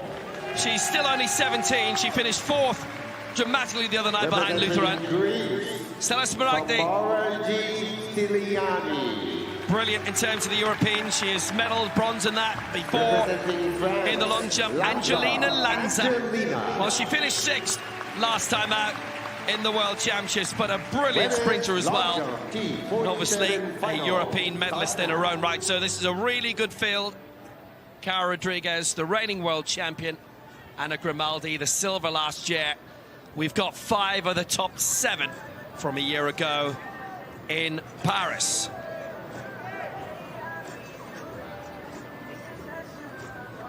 So Jana Wickramasinghe of Sri Lanka will get us underway. Yan Jing, Grimaldi, Felipe Rodriguez, Nora Mark, Lutheran, Ross, Stella Smaragdi and Lanza. Cara Rodriguez set the world record in this. She has the karate kick leap, 6:23. Results okay in the universal relay. We'll show you that visually later. United States out. Men's javelin throw F54 final is concluded. The Mexico's Fuentes. So it's a nice still day in Kobe. 30.25 meter, a new championship record. Silver medal goes to Stefano Donkes of Greece, 29.91 meter. Bronze medal goes to MBS Markov at 29.8. So 5:01 is a lifetime best. It's the shortest of the lifetime best. We've 10 in it, so it's the top 8 who'll get all the rounds in.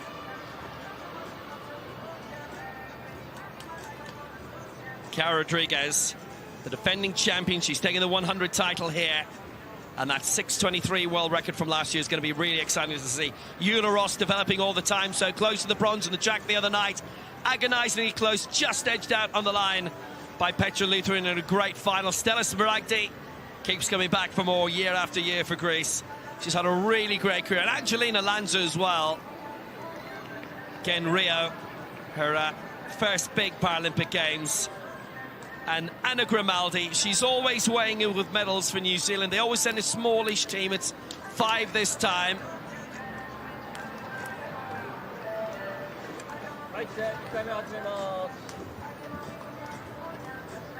And in terms of athletes with arm impairments, well, Yanani's going to start here with Wickramasinghe.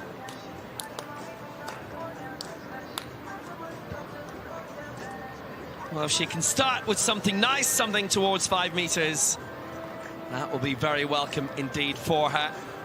Growing program for Sri Lanka as well, which is always welcome. Well, that's over. I think that's going to be a red flag, and a pity it was over 5 meters, though. Probably where she took off from helped her a good bit. So in terms of this T47 and the arm restrictions, just over, actually not by a huge amount. Obviously limits in what you can do compared to other classifications. I think possibly the biggest difference is just this. It's the way that you use your arms to balance your body. You use it when you run, but particularly when you are in the air at takeoff. But this, I'm really excited to see Rodriguez again. She has an unusual technique. She can jump over 6 meters, and there are not many female para-athletes that can do that. I was just thinking about them. We have Carly Beattie, who was the first to do it. We have Fleur Jean, Marie-Amélie Lafleur. Now, Luca Eckler, she is close, but Cara Rodriguez has a lifetime best of 6:23. We have Anna Grimaldi, who's just knocking on the door, 5:96, and conditions are great. This can be a fantastic opportunity. Yan Jing, first attempt, heading out towards 5. She'll get the white flag.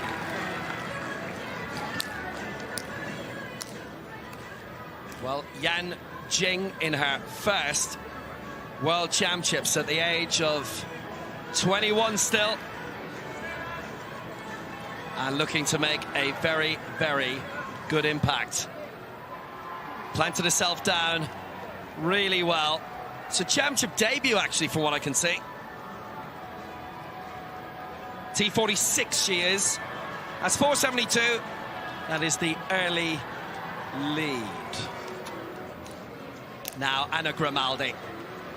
What a star, what a legend already. At the age of 27, so silver last time for Grimaldi. Bronze in the 100 meters here, bronze in the 100 meters in Paris. And launching away out beyond 5 meters. White flag about to come up. It comes up now. 5:96 a lifetime best, 5:51 this season. Now you can get some really cool prostheses with bionic hands that could, you know, grab a fork and you could eat with it. The prosthesis she's wearing, that is purely functional. It is purely to help. Look at how she's winding her arm through the air there. Having that prosthesis just means she's now evenly weighted on both sides, and you can see what beautiful advanced technique she uses. Anna Grimaldi takes the lead, 5 meters, 72.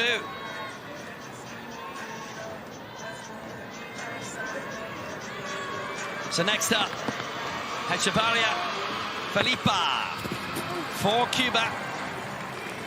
5:30 a lifetime best this year. Well, that would be potentially very competitive. She finished 9th last time out. I think anytime you see a Cuban in a jumping event, you know that they probably have tons of talent, tons of ability. Cuba is just so good at producing plyometric power in their athletes. 4:79 to start off with, and that puts her into the silver medal position. But here comes the woman who's taken the gold in the last 2 championships. Cara Rodriguez, gold in the 100 meters here.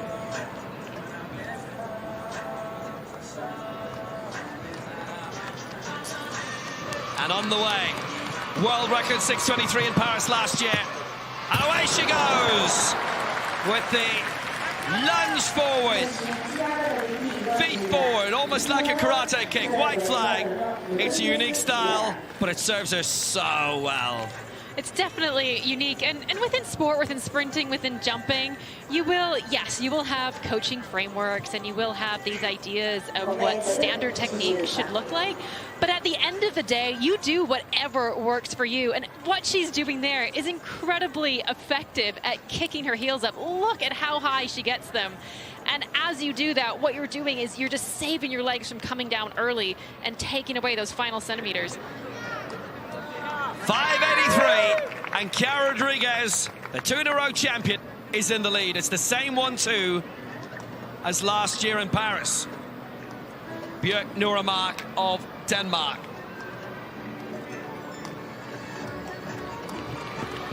Finished 5th last year, 5:35 a lifetime best.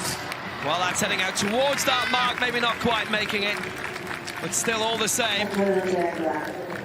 That's a good leap out by Nuramark.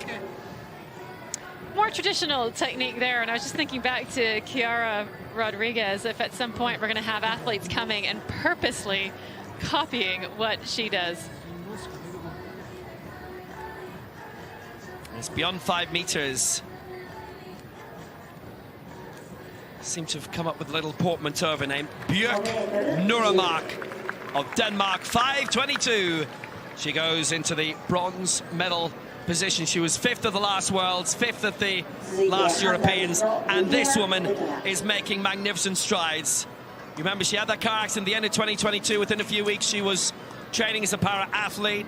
She was at the Universiade, the World Juniors, European Juniors, really good international class, and now by pipping Eula Ross on the line the other night, bronze in the 400 of the world, and looking to make strides in the long jump as well. She was 7th last year. I'll be surprised if she's 7th this year. Petra Lutheran. I'm always fascinated when athletes make that crossover. I think, you know, sometimes there's this perception that going into para-sport, it's not going to be as competitive. And she was a world-class athlete, and you see her now in this field, and it demonstrates that what you are watching is high-class, elite sport. And she is high-class. 5:39, Lutheran goes into the bronze medal position. Eula Ross was just edged out with a lifetime best in the 400 final by Lutheran. Eula finished 14th in the long jump final last year. She's from the Bayer Leverkusen club, who never get beaten. Well, almost never. 6th in the 100, 4th in the 400 here. Ross on the way. That's out just shy of 5 meters. Her lifetime best is 5:15. set this year. And again, she's improving all the time, and she's still only 17. Ross really impressed me in that 400. You could just see the steel and the metal that she's made of. And I really like her runway. It's quite rhythmic. A little more explosion is needed at the end, but it's a great foundation. 482, that was for her. And she can progress beyond that. So bronze in the 100 in Swansea in 2014. She won silver in the long jump there. That was a great start to her career for Stella Smaragdi of Greece. That's at around 5 meters as well. Sixth in Berlin, subsequently in the 100 meters, and silver behind Angelina Lanza there. Now, I remember competing against Smaragdi of Greece. She has been around a long time, and so was I. And there was a time when arm amps and leg amps did used to compete together in this event, sometimes head-to-head, sometimes with the RASA system. But at this point, we've now done away with the RASA system, and World Para Athletics has committed to, as much as they can, separating out these categories. 493, she goes into 5th position. And we have one more to go. The 2018 European champion, Angelina Lanza. That's out around 5.5, and it's a red flag. Just seemed quite clear that she had strode in towards what used to be the plasticine. Camera system now. And obviously still the naked eye. I've been keeping an eye on the wind, and it is swirling. We've gone from, we have a negative 1.3, we've had a plus 2.7. But part of long jumping is being accurate on that board no matter what the conditions. So we head back to the track. This is the men's 100 meters T52 wheelchair final. Maxime Caravan will be in this, the world and championship record holder. He set that championship record yesterday in qualifying for this final. There's a field of 8 going in this one.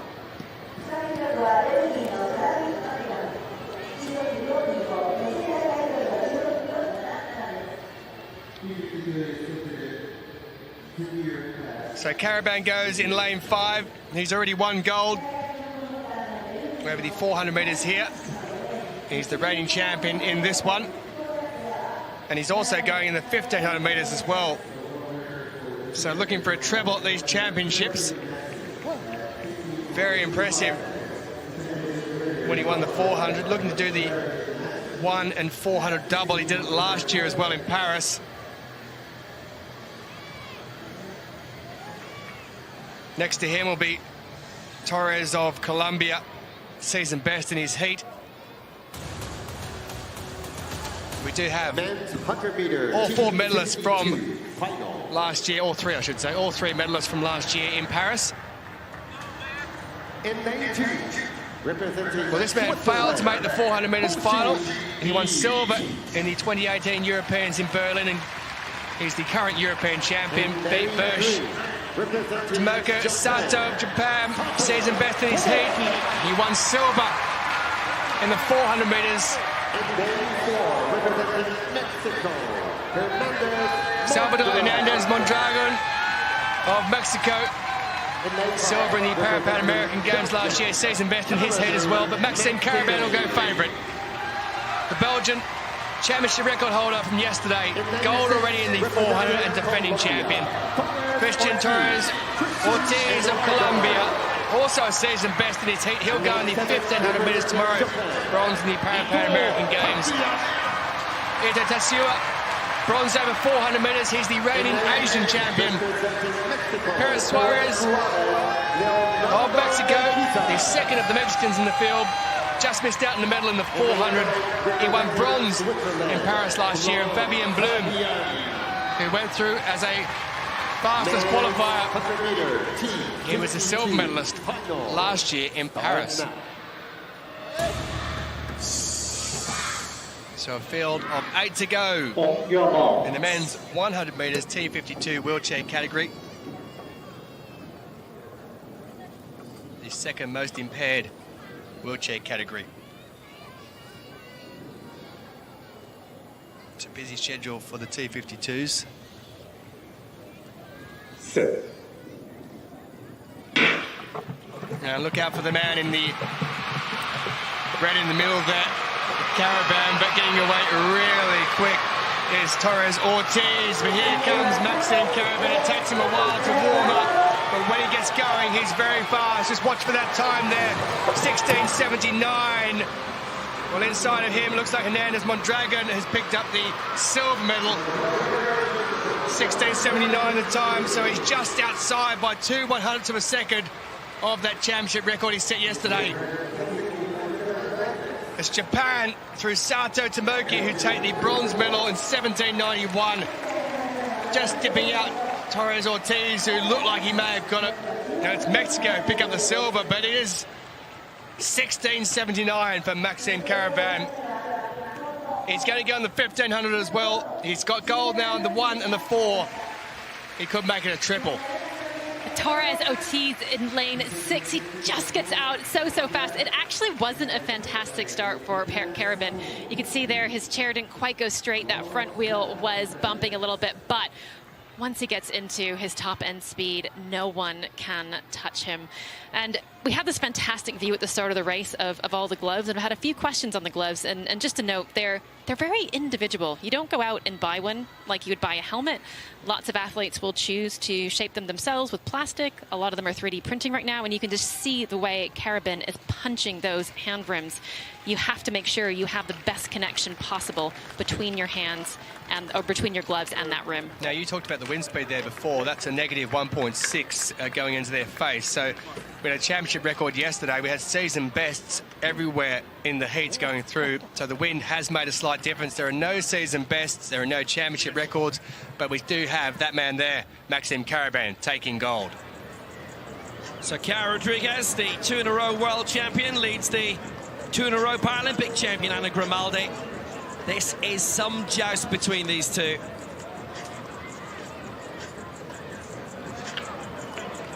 Rodriguez having claimed the 1. This is second attempt, 5:83 in the opening round. That looks beyond 6 meters. Grimaldi had a no jump in round 2, and Rodriguez really means business here, looking for a 3 in a row. That was an excellent jump. You can see that there is a blue marker with some Japanese writing on it. But watch here, watch the lift. She gets off the board. I mean, it's like there is an explosion. Her hips just sail through the air, and she does such a remarkable job of keeping her center of mass right where it needs to be. I love that technique. Well, there's a time and a place for everything, and this is the time. 6:05 Rodriguez. She leads. Grimaldi second, Lutheran third, with that lifetime best of 5:39.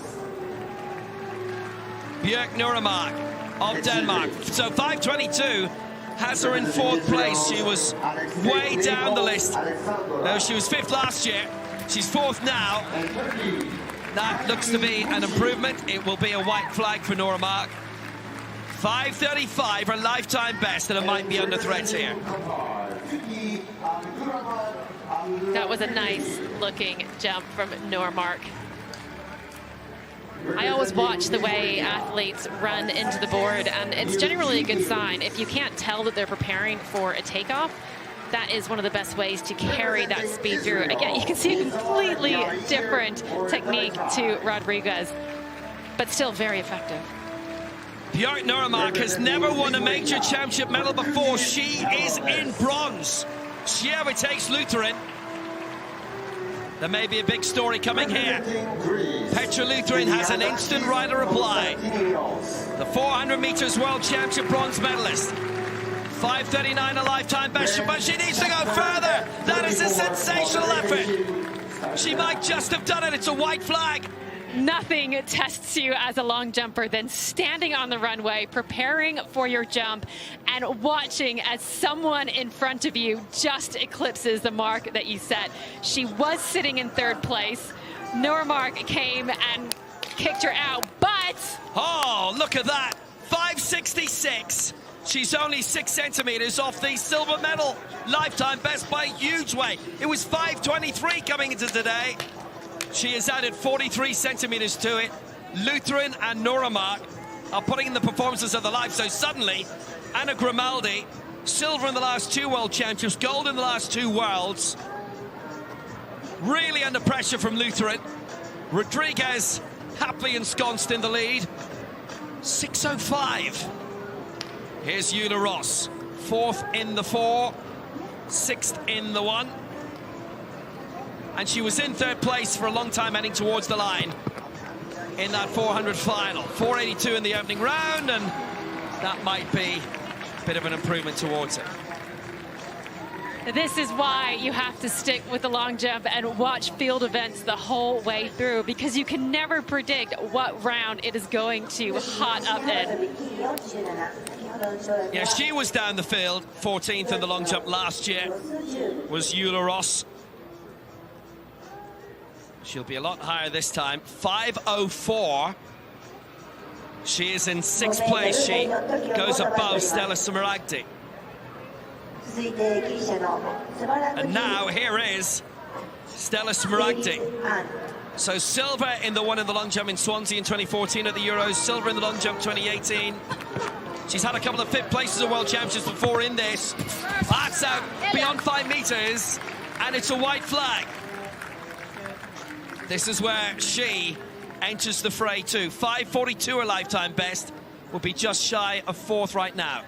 Now, this is fantastic. You can see the other athletes watching their competitors do well, and they're thinking, do you know what? I want to get in on the action as well. And look at that windsock. It is almost horizontal. These are excellent, excellent conditions. Some of the winds are illegal in the sense that it won't count for a world record, but it doesn't matter in this competition. Look at that. Smaragdi leaps from 7th to 5th, 5 meters 30. That is only 12 centimeters off her lifetime best. This is a hot competition, a great battle for the medals. We go into round 3 after this. Angelina Lanza, the 2018 European champion, and a whole series of medals in 2016 and 2018. Oh! Wow! Oh, dear. Well, for the visually impaired, that was a great leap, and then it was a red flag. But it's one of those where, I'm afraid, just sounds. All you can come up with are sounds. That's 2 misses in a row for Lanza as well. Now that has her under threat. As a 4th placer in Rio in 2016 of not making it. That's a tough position now for Lanza. 1, because she wants to get in on this great action, and she is jumping well, but that's a precarious position for round 3. Well, Amara Duran is not in this women's 400. Mainly because it's a T13, but she's not in any of the T12s either because of a late arrival the other night. A little bit of illness immediately before her race, and they decided that she wouldn't enter it, and no medical exemption sought, so that was the end of her championships. Here's the former European champion from 2018, Carolina Duarte. Also from 2016 in the 100. So 3 heats in this. It's the first 3 from each heat to go through, plus the next 2. And everybody in this has won a major championship medal apart from the lady in lane 6, Pisa Roma. Gloria Majat has a bronze in the 100 here. Duarte and Suarez have been champions in their time. Suarez right now, the new 200 meters world champion. She's the Pan Am champion as well.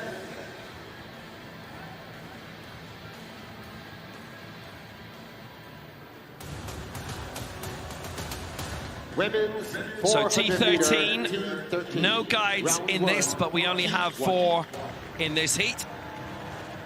And we start off in lane 8. The new 200 meters world champion, the Pan Am champion as well, over 1 and 4 for Brazil, Rayan Suarez. In lane 7 for Portugal, the former European 400 meters champion, silver in the 400 the last 2 worlds, Carolina Duarte. In lane 6 for Uganda, 4th in the 1500 meters final here, Peace Aroma. And in lane 5 for Botswana at the age of 22. Bronze here in the 100 meters. Her first major championship medal for Gloria Majaga. Women's 400 meters. So the top 3 will go through, Round 1. plus the next 2 across all 3 heats. So nothing immediately for the 4th placer in this of the 4. On the marks. Duarte won 3 medals in Berlin in 2018 at the Euros. 3 before that in Grosseto in 2016. And she has won a medal in the last 3 Worlds. Can she make it 4 in a row? And all over 400 as well. Majaga in 5, Aroma 6, Duarte 7, Suarez 8. In this women's 400 meters T13, the category of least visual impairments. Where the first time of asking, tiny start from them all. Duarte especially away very well. Suarez on her outside. Duarte started really impressively. Might be very tight for a 3rd spot in the end. But there's been no worry for Carolina Duarte so far. Silver in the 4 last year in Paris. Silver in the 4 in Dubai before that. And bronze in the 4 in 2017 in London. Rayanne Suarez on her outside.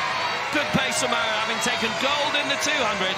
And silver in the 100 already this week in Kobe, having previously been the 400 world champion in 2019.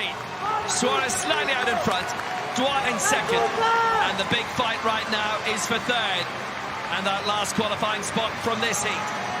Duarte knows at this stage she can't hear much behind her, so she's eased up. Suarez will take the win, Duarte in 2nd. Winning time for Suarez will be 56.21, and it's after Duarte, Majaga who takes 3rd spot, and they are all through. Aroma in 4th place will have to wait. Suarez, Duarte, Majaga, the 1, 2, 3, and 56.19, the winning time. It's always tough to run the heats, especially when you know that only one of the athletes is going to be leaving. The thing is, we only see these athletes out here for what, 2 or 3 minutes, and sometimes we forget that this is actually a full day commitment. You have to get up early, you have to warm up, you have to go through your whole routine. After this, you got to cool down, you got to do your physio, you have to recover. And so every athlete here wants to do the least amount possible to qualify in a very sensible race from our front runners. And I mean, obviously for many as well, it's a full year's commitment. Decent win for Suarez there ahead of Duarte. Majaga going through along with them. Always thought it would be very handy. Suarez has had a lot taken out of her. If they could get an hour's chunk before most or every Diamond League meeting and make that a TV event. So those meetings are already on. Already very, very well organised. No movement in the long jump so far. With Rodriguez, Grimaldi, Lutheran, the 1, 2, 3. Rodriguez hasn't improved, 6 meters in her 3rd round. But what a fight for the medals this is. Smaragdi is involved in it too. Yeah, Rodriguez with that season best is looking very good in 1st position. Grimaldi always there or thereabouts. Daniel Aitchison here for New Zealand as well. Joint, who's still going in that 200 metres. He'll be in the final for that. Small New Zealand squad, but a very, very good one, nonetheless. Nuremberg, 21 years of age, excelling already. Improvement with a 2nd mark.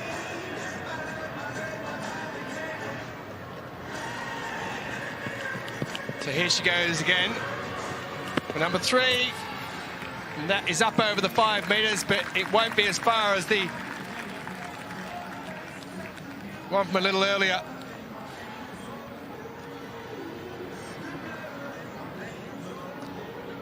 Got an excellent duel going on right now between Normark and Lutheran, and how convenient they happen to have to stand right beside each other on that runway. Nothing like feeling the breath of your competitor on the back of your neck. 5:24, so she doesn't improve on that season best 5:47, but she is in 4th position.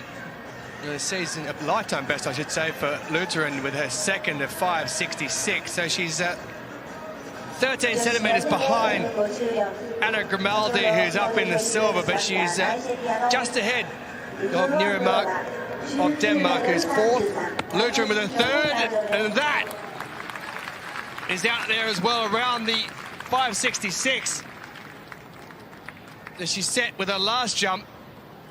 Well, Petra Lutheran gets plenty of height and hang time on that one. But she has come into this competition with a lifetime best of 5.23. She's almost already added half a metre to that. That is an enormous amount. Well, she doesn't go any better than it. It's 5.63. She's 3 centimetres down, but she stays in the bronze medal position, does the Hungarian. Back to the track.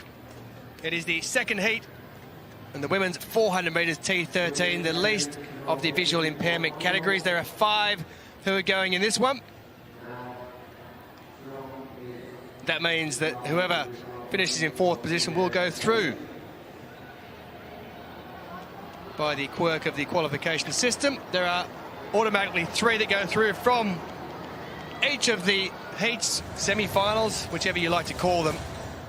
Women's 400 meter T13. And this one has the round 1, Heat 2. lady in the right there with the yellow on, Lamia Valieva, the reigning champion in the Worlds and also the Paralympic champion, going for the 100 and 400 meter double for the second year in a row. In lane 8, representing She's already Azerbaijan, taken gold in the 100 meters. Lamia. There she is, running out in lane 8, lifetime best of 55. In lane 7, Exactly that championship record, just below that by 0.13 from Amara Durand. Melissa Calvo of Costa Rica, she was 4th in the 100 and the 200. Erin Kirchhoff, silver medalist over the 200 metres here. In lane 5, representing Sasaki Mana, Japan, she was 6th in 2017 in London and 2019 in Dubai. She won bronze here over 200. In lane 4, representing Israel, And a lady who was a para-rower at the 2020 Paralympic Games, Israel's Goran Stuk, will go in lane 4. Round 1, Heat 2 starts now. So the hot seat at the moment is occupied, by the way. It is 1:00.37 for Pisa Roma from the opening heat.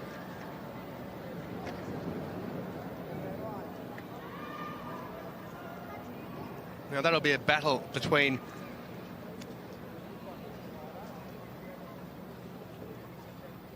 seeing who goes through as the fastest qualifier. So 1:00.37 at this stage. Valieva will go from lane 8. She wouldn't be used to running in that too often. Well, she goes from there, and as you would expect, she gets away very well. Also, Erin Kirchhoff has absolutely flown up past Melissa Calvo of Costa Rica, and working hard on the inside is Sasaki Mana, who was a bronze medalist here over 200 metres. As they head down the back straight, Valieva looking really good. Kirchhoff in 2nd position, and it is Sasaki who's in that 3rd position at the moment of the 3 automatic qualifiers. And then after that, we'll be looking at the best times to go through. Valieva, no doubt she'll get into the home stretch and maybe have a look around and realise that she's definitely going to be in that top 3 and just pull it back a little bit as she looks to conserve a bit of energy, does the reigning champion, Paralympic champion over this distance. She'll have a chance to defend that title later in the year in Paris. She has pulled up somewhat. She's doing it nice and easy at the moment. Here's the lady from Azerbaijan. Erin Kirchhoff has put in a few big ones towards the end. She takes the 2nd position, and coming home in the 3rd automatic qualification position is Sasaki Mana. 56.59 is the time. And in 4th position across there, it is Calvo of Costa Rica. And bringing it home, it is Goran Stuk of Israel. So it'll be interesting to see what those times are after the top 3. 57.06 for Erin Kirchhoff. Season best for the top 2. But a nice handy run for those top 3 who went through. I have to say, it was a faster race than I was expecting. As you said earlier, all you had to do was make sure you were in the top 4, and Valieva went out hard. She was going out at around 53, 54 pace, under her PB. I think she clocked eventually that, actually, I don't need to go this hard. I think sometimes it's just hard to get into the habit of not coming first and not doing well, but you have to be sensible because you can't win medals here. You can only win them in the final.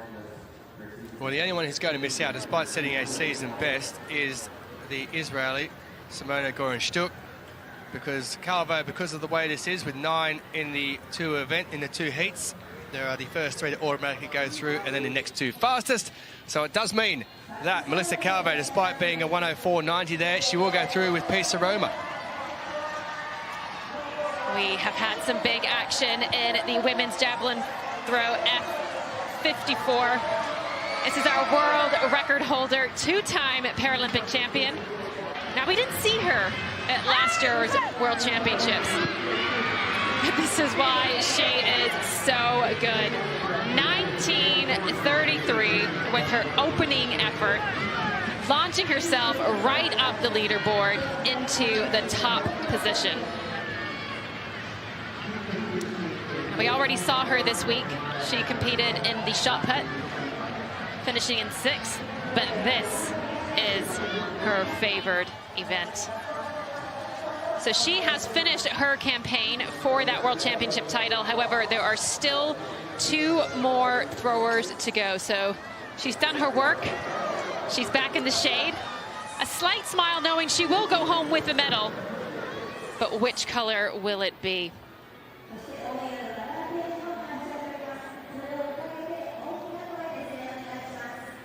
United States disqualified, but they were going out anyway in the universal relay. Indonesia and Great Britain, the 1 and 2. There's always a disqualification. So China, Indonesia, Japan and Britain will be the 4 finalists. And only 4 in it because there are visual impairment athletes. Men's 100 metres T52, confirmation that Maxime Caraban has added to his crown he picked up earlier in these championships. Gold for him there. Hernandez, Mondragon and Sato of Japan with the silver and bronze in the T52 wheelchair category.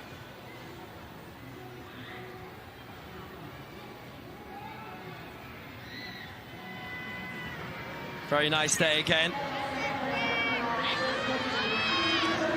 We're coming back to some live action with the women's javelin throw F54. Elham Salehi of the Islamic Republic of Iran is ready to make her bid for this crown.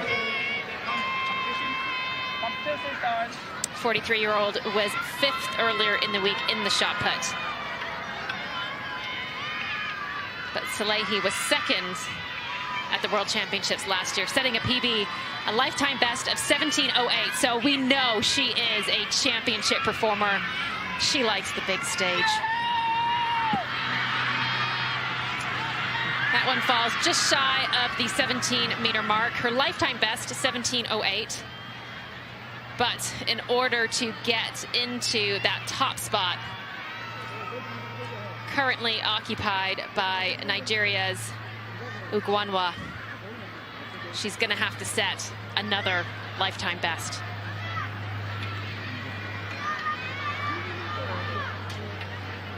She opens with 1650. That's the silver medal.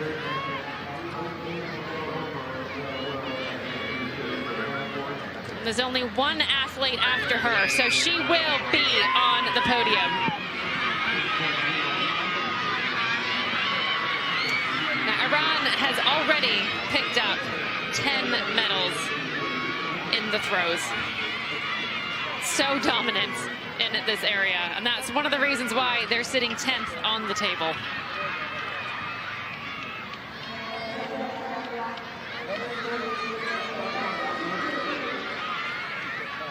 Well, another reason why was the stunning run in the 400-meter T12. Their only gold medal on the track. can see Salehi picked up a foul on that second attempt.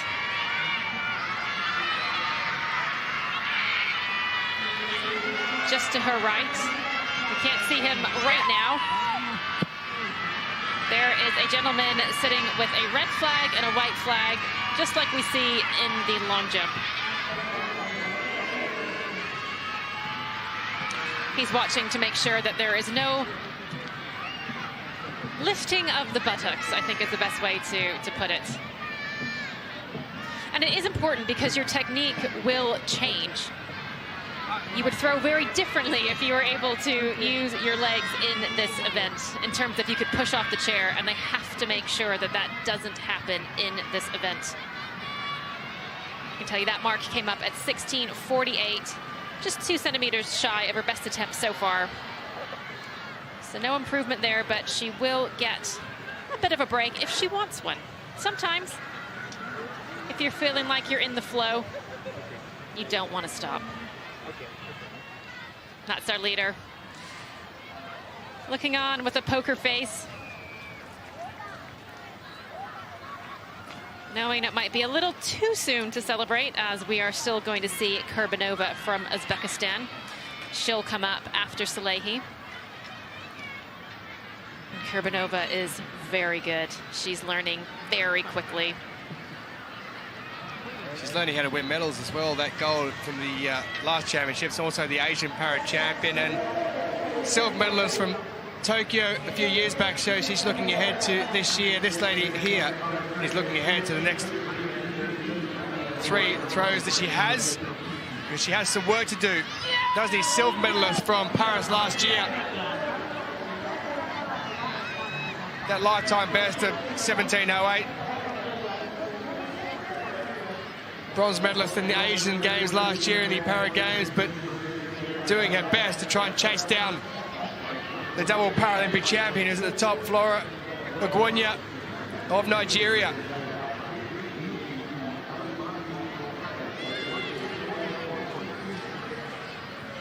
(16:61), so some distance off. Ogunya at the top of that championship record. Season best for Asasado in the bronze medal position at the moment. Also, Rodriguez Gomez, you might have seen their championship record for her. She's in the F53 category. She's the only F53. Rodriguez Gomez of Brazil, who won silver in the shot put already at these games. But at the moment, it's this lady here who's in the silver medal position for the javelin throw.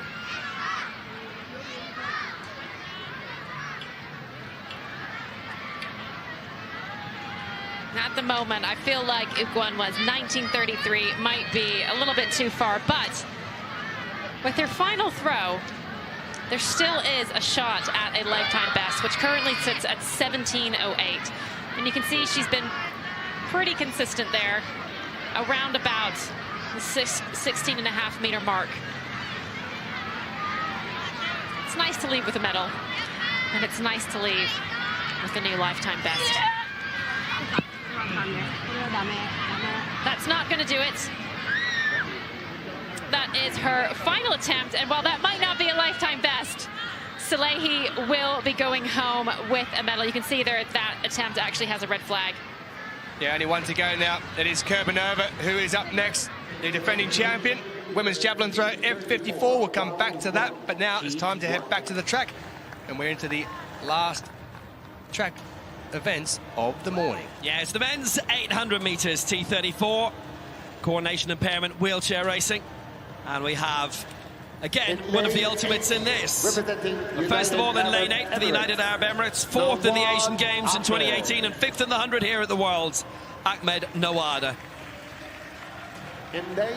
In lane 7 for Finland, the reigning European champion, the 10-time European champion, 7 world medals, Henry Manning has already won 2 bronzes here. In lane 6 for China, silver in the 1 and the 8 of the Asian Games last year, silver in the 100 here for Gong Wenhao. In lane 5 for Tunisia, the 16-time world, 5-time Paralympic champion, Wally Katil. He's already won the 100 here. In lane 4. And in lane 4 for Japan. Bronze in the 1 and the 8 in the 2018 Asian Para Games in Jakarta. Atsuro Kabata. Kabata Atsuro. Men's 800 meter T34. Round 1. Heat 1. Starts now. I'd like to bring that gentleman everywhere. Can definitely give you a dramatic entrance. Top 3 to go through, plus the next 2. Kabata, Katila, Gong, Mani, and Nawad. And away they go. 800 meters. Good start by Mani, the man from Lata. We've seen his brother Thomas for so many years. He's mainly in para-triathlon now. Decent athlete in his own right.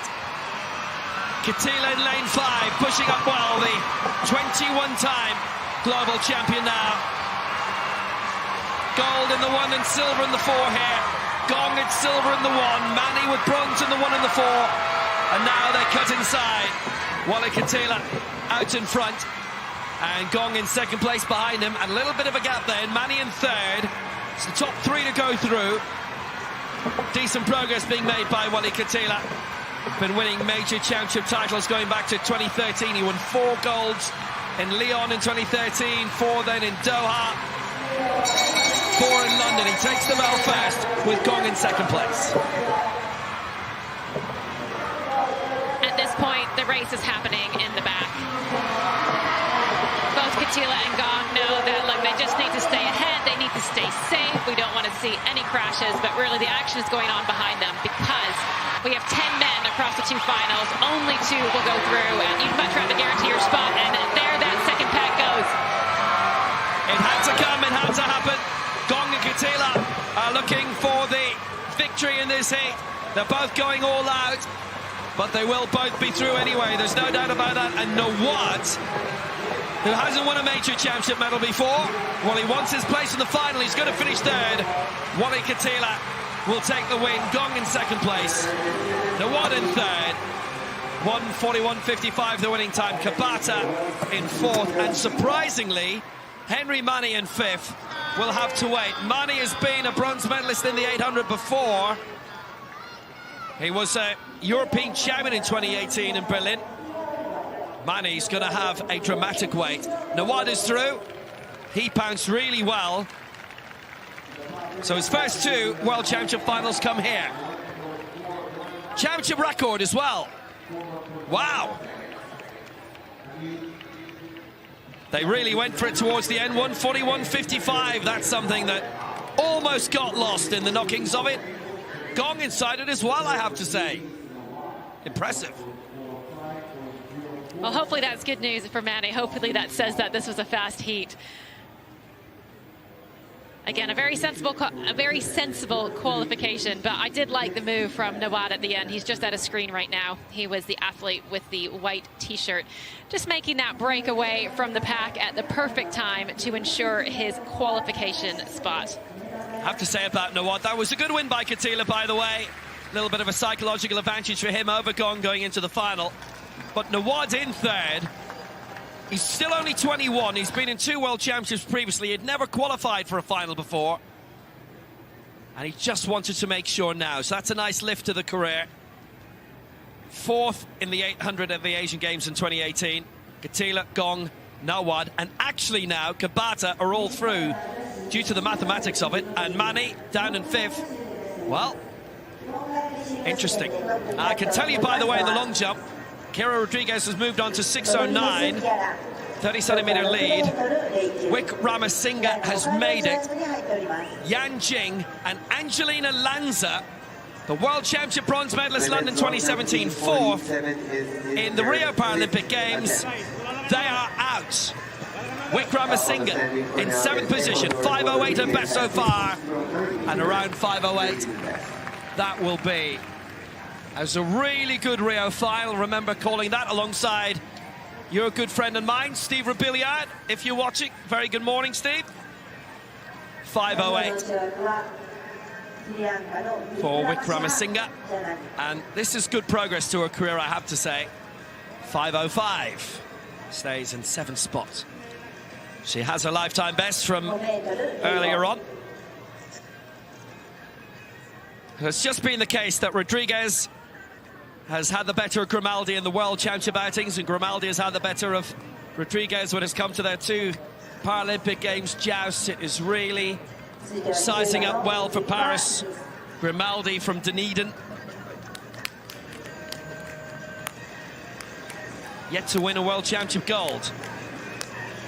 Felipa of Cuba, 5:23 in round 4. That's a good way out. Heading towards 5.5. It's a white flag. Conditions are excellent for this women's long jump, and her personal best currently stands at 5:30, and that was looking very close. You don't always get these opportunities with perfect conditions, particularly at World Championships, and you have to take advantage of it when it comes along. That was set this year as well. She's in the form of her life. 5:37. She moves to 5th. She expanded her record to 5.37. 9th in the long jump last year. I think it's only her second major championship. She was not at the Pan Ams.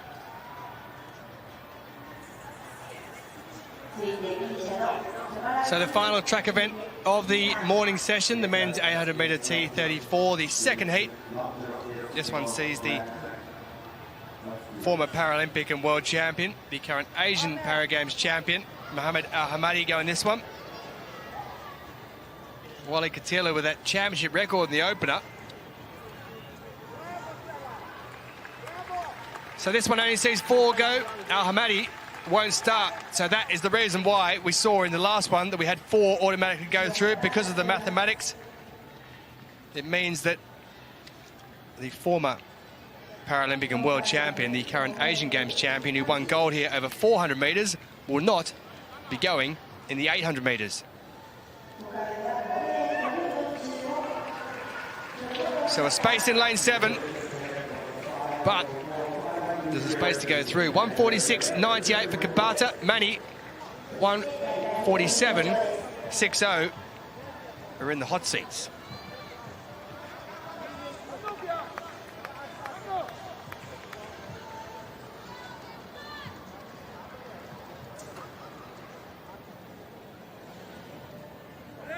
Wang Yang will go in China in this. Bronze at the Paralympic Games back in 800-meter T 2020. Round 1, Heat 2.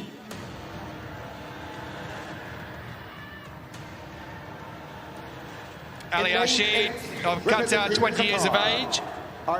He's out in lane 8. He was 4th in the 400 metres and 7th in the 100 at these championships on his debut. In lane 6, representing Mauritius, Roberto Michel, we've seen him, the Mauritian, 23 years of age. He didn't finish the 400 and came 8th in the 100. He'll be looking for more in lane 5, representing People in the 800. Wang Yang of China. He was bronze in 2020 in Tokyo, bronze in 2019 in Dubai, and bronze last year at the Asian Para Games. And Mohamed Othman, who was disqualified in the 400 for a lane infringement. The 20-year-old will be hoping for more Men's in the 800. T34, round 1, Heat 2 starts now. Now, as long as he gets through that first 100, the lane infringement won't be an issue. Kabata and Mani, the two in the hot seat at the bottom left of your screen there. Top 3 automatically going through, and whoever finishes in 4th spot will have to hope they go through as one of those qualifiers, beating home the times from the previous heat. Othman's taken the early running, but he's been pegged back very quickly by Wang Yang, who heads out to the lead after 100, and they'll move across towards the inside lane now after the opening quarter of this race. It is Wang Yang who is out in front, keenly followed by Roberto Michel of Mauritius. And they're spread at the moment over a space of around 20 metres or so as they head down into the home straight for the first time of 2. And here's Wang Yang leading from Rashid of Qatar, the 20-year-old who's moved up into 2nd position as they take the belt. Roberto Michel in that 3rd automatic qualification position at the moment. Mohamed Othman has some work to do. But Wang Well, he saw the championship record broken in the last one. That was a race in 2 to try and push themselves home. This one here is just Wang against the clock. He's not going to have to do too much. He doesn't want to use up too much energy for tomorrow's final because he is a good 30 to 40 metres out in front at the moment from Rashid, who's in second position. Michel, well, he's a further 15 metres further back, and he at the moment is in a battle for that third position with Mohammed Othman of the UAE. Well, I just saw Wang going down the straight there, just letting the arms go and just cruising a little bit without having to do anything. He's going to take it 1:36.26. Well, that's a very quick time for Wang. There's a new championship record. He's just broken the mark that's been set by Wally Katila in the previous heat. The mark that stood before that, by the way, Mohammed Al Hamadi, 1:44.36. That's 8 seconds off that record. Quite some performance, and he had no one else to go with him except himself. Rashid in second, Othman 1:48.14. 1:48.48 is the time for Michel, so he'll miss out on automatic qualification. And 2 heats in a row in the 800 metres men's T34 wheelchair category. The championship record has been broken. Wang by himself out in front by a good 30 or 40 metres. Showing the number 1, yes, he has that. Can he do it though in the final? That's going to be the key. But he's through with a championship record. Wang Yang of China. We are back for the end of this women's javelin event, and you can already see the conclusion. Kurbanova took her spot after a long wait. She has been out there since about 8:45 this morning.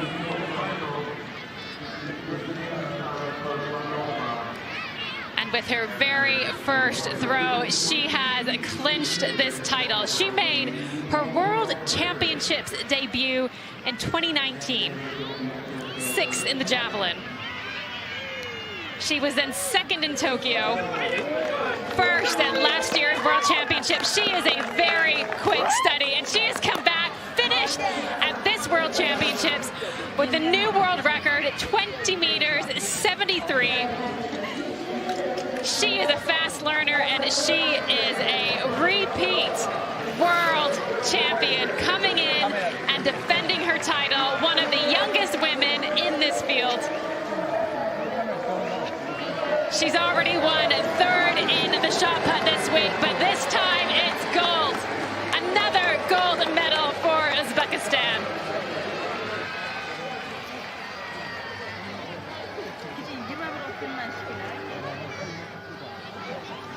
There was nothing that Flora Ugwanwa could do as she looked on, hoping that that 1933 would hold up. She is a 2-time Paralympic champion. She was the world record holder. Excellent bronze for Ugwanwa. And we watched Salihi throw just off her personal best for the bronze medal for Iran. But congratulations to this woman. She has defended her world championship title. Congratulations, Kurbanova.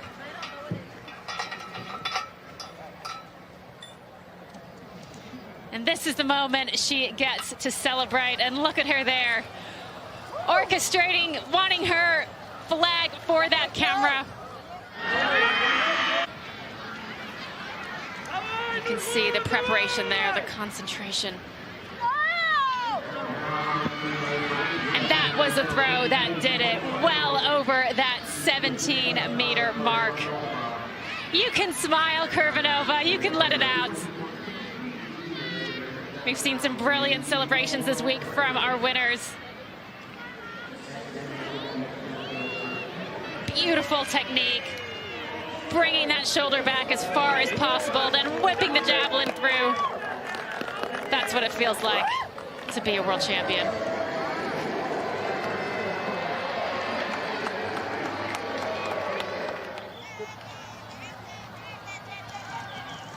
Gold for Kurbanova. World record, 20 meters, 73. All set for Paris. And all set for the dramatic climax of the women's T47 long jump. Rodriguez 1, Grimaldi 2, Lutheran 3, still hanging on. Well, more than hanging on. Lifetime best for Lutheran in third, 5.66. Nuramark of Denmark, lifetime best in fourth, 5.47. Stella Smaragdi in the last round, lifetime best 5.45 in fifth. And in sixth and in seventh, lifetime best around the way. And here is Stella Smaragdi down, the former European silver medalist. She's having the performance of her life, no doubt about it.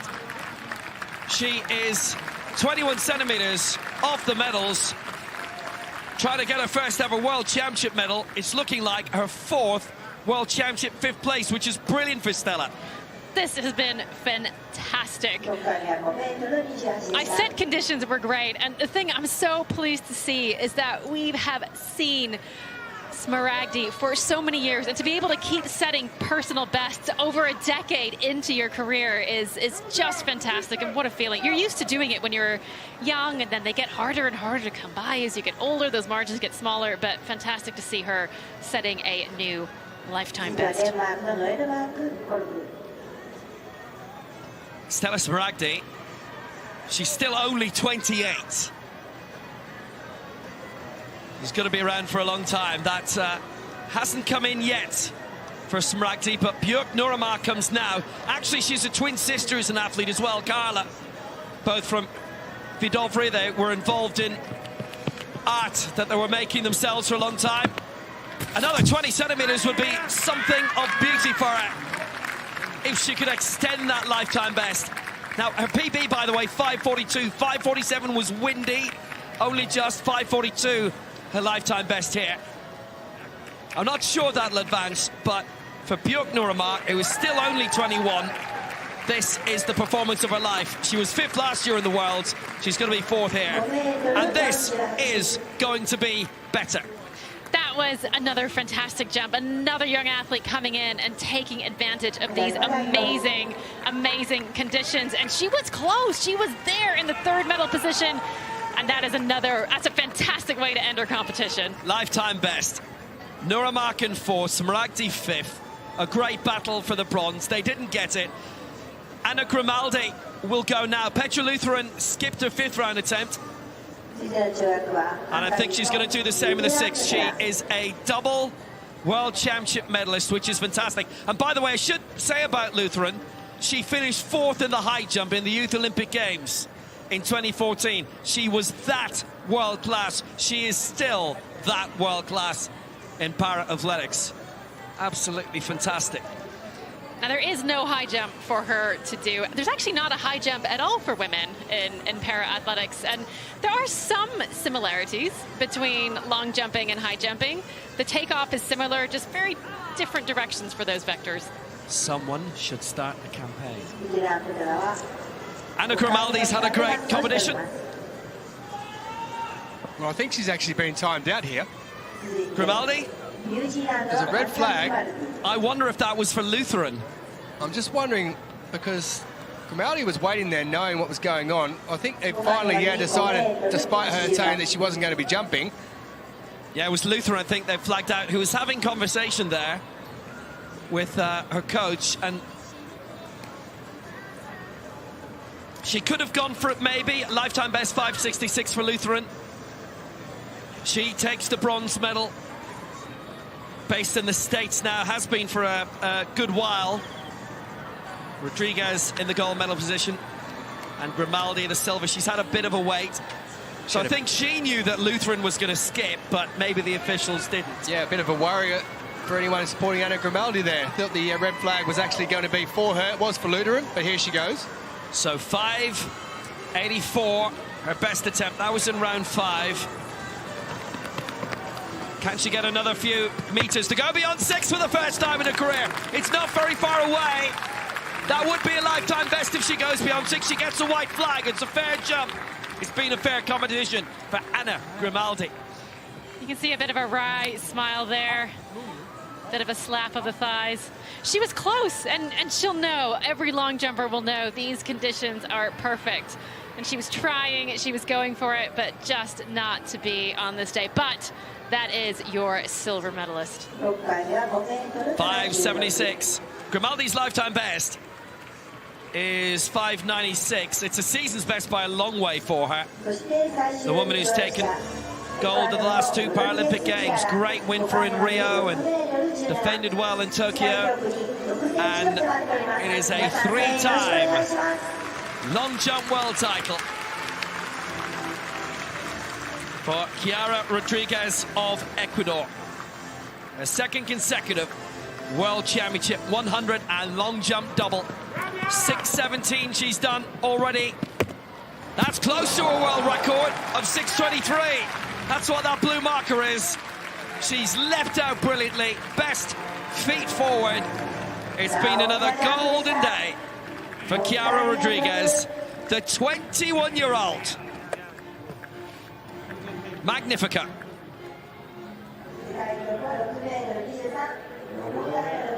$6.01, and all but her first mark would have been enough to win it the gold. Wonderful combination. It is very much Vamos for Rodriguez. A great result for Ecuador. Brilliant for Grimaldi again. She takes her fifth world championship medal, her second here. Bronze in the 1, silver in the long jump, as was the case 1 year ago. And Lutheran, what a combination. A double bronze for her at these world championships. And look at all those lifetime bests. That was a great combination. You can just see the way she sets up that runway. 5 or 6 powerful strides, building that speed until finally she explodes. I love this angle. Look at the height. So much speed and power. She's only just on the brink of control. Fantastic jump, fantastic win, and some fantastic nails as well there. What a really brilliant combination. You can cheer out. Should we go away from our phones? Thank you. We don't want the cone. No. They have excelled again. Rodriguez only 6 centimeters off her world record. Takes her 3rd world championship long jump gold and the 5th world gold of her career. This is the jump that did it. Round 5, leading on 6:09. Going way out to 6:17. Very close to that world record mark. Bronze for her in Tokyo at the last Paralympic Games.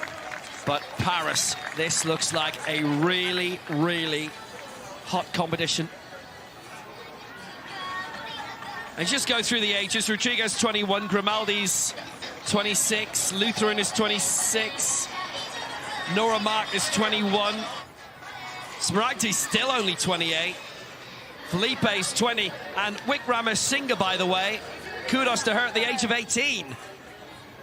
Rodriguez takes the gold for Ecuador, Grimaldi the silver for New Zealand, Lutheran the bronze for Hungary, Nora Mark in 4th, Smaragdi 5th, lifetime best for Lutheran, Nora Mark and Smaragdi, and also for Felipe in 6th and Wickramasinghe in 7th. And like Eula Ross is 17. Lanza, for me, a big shock.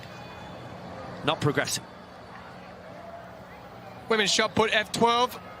Perkinova with a season best, taking the gold medal there. Just a little bit earlier in the morning. First up, it's Zhu Enwei. This event just getting underway just after local time at 9 o'clock in the morning. Zhu, a season best. Noah Sunta Yilande here, the reigning champion. But a happy Chinese lady in Zhu who picks up that bronze.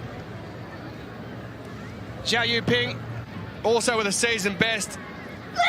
She won gold in the javelin here already at these championships. She's now added a silver medal in the shot put F12, the medium visual impairment category. She won bronze last year in Paris, did the Asian champion. She's added a silver now to her collection. But the Paralympic champion,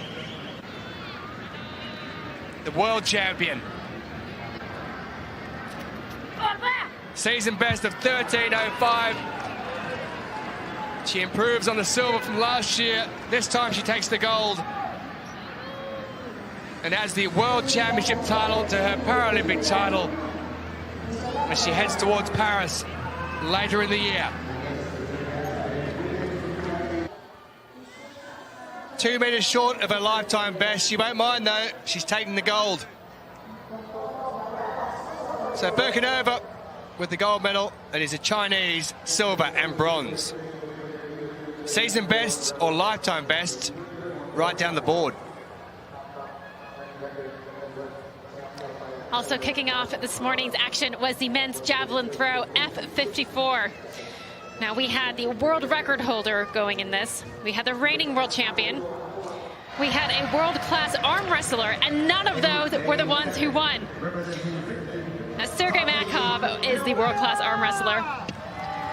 He managed third place with a lifetime best of 29.82 on his third attempt. Now he studied philology. I had to look up what that was. It's the study of language in oral and written historical sources. We like to see our para-athletes having success on and off the track. And this was our reigning world champion, Manolis Stefanidakis. And he unleashed a monster throw in the fourth round, just off that 30-meter mark. 29.91. The reigning world champion finishes in second place here.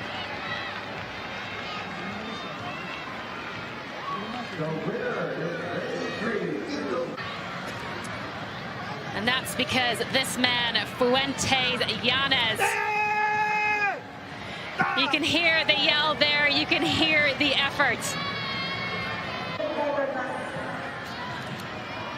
He threw fourth in the order, unleashing a championship record with his final throw, 30.25. He then went to wait in the tent to see if that mark would hold up. That's why he's not celebrating just yet. But it was all smiles when he found out. Gold for Mexico, silver for Greece, and a bronze medal for the neutral para-athlete Makov.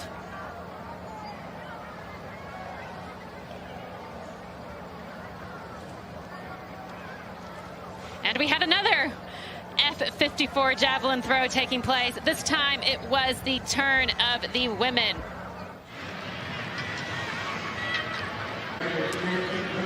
Saleli Elam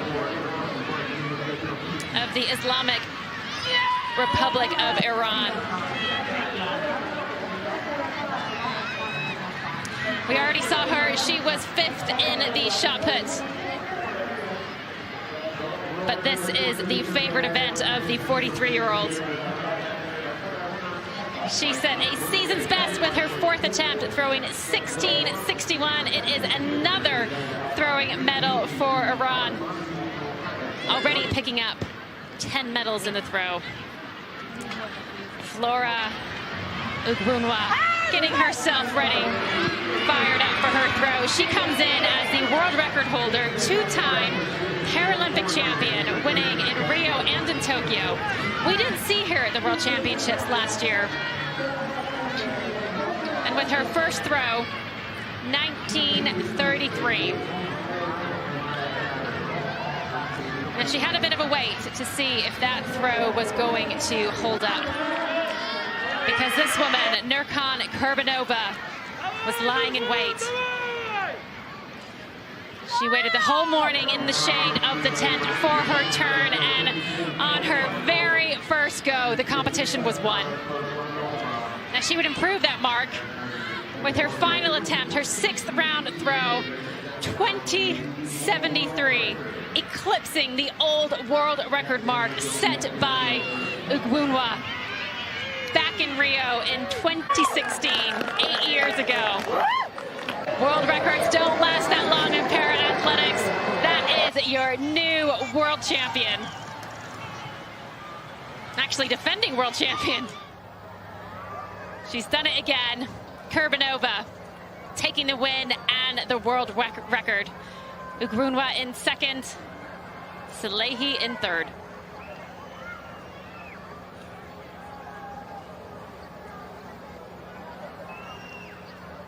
A blistering women's long jump T47 competition. And you cannot praise Petra Lutheran enough. She's with the University of Nebraska. She won silver in the Big Ten Conference, which is serious stuff in the collegiate scene in the United States. Grimaldi is a past master of this. And to convert so quickly into this sport is just awesome. Rodriguez the gold, 6:17 for Ecuador. Grimaldi the silver for New Zealand, 5:84. And Lutheran the bronze for Hungary, 5:66. Nora Mark and Stella Smaragdi coming so close. Really good competition. So Petra Lutheran, this was in round 2. Came into this with a lifetime best of 5:23.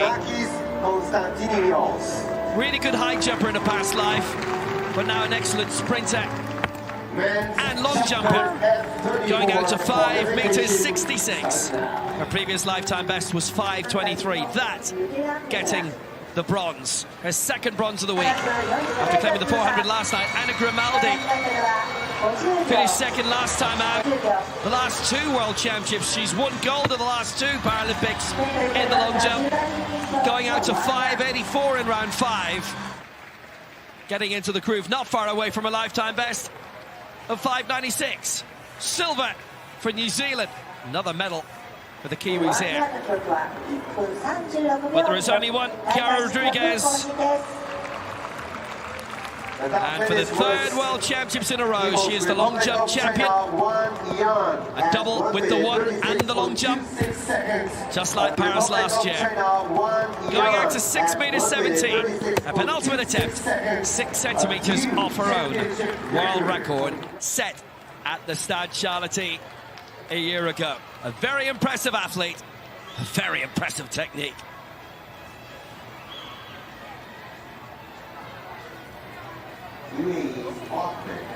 At 6:17.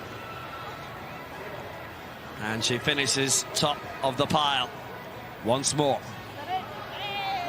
That is going to be a great final at the Paralympic Games. See you there.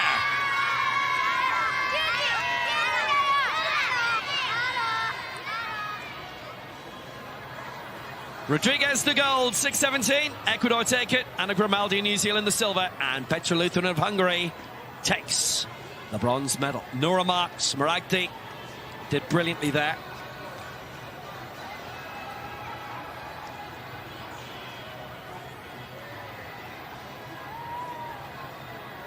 Well, in case you didn't know who won that, you know now. Rodriguez. They've had a chance to do their little lap of honor as well, haven't they? And her and Grimaldi, they've got this nice friendly rivalry going.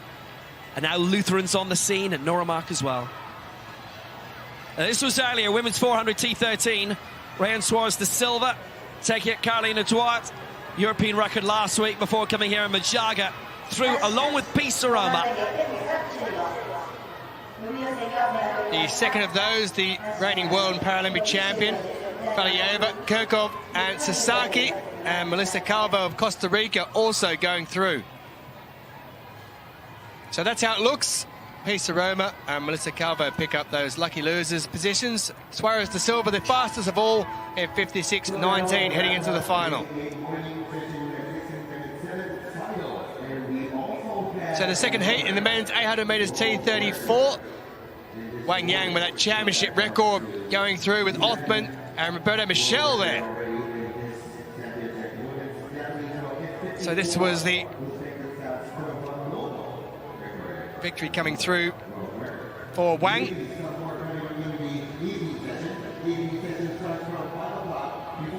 Championship record time for Wang in that one. Henry Manny and Kabata also going through as the lucky losers, but Wang Yang at the top there with a championship record, and Wally Katila,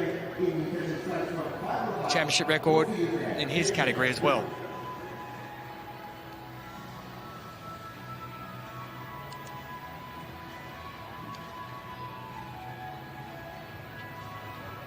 Yeah, the reason we were watching that heat back again, the second placer Rashid had been disqualified subsequently.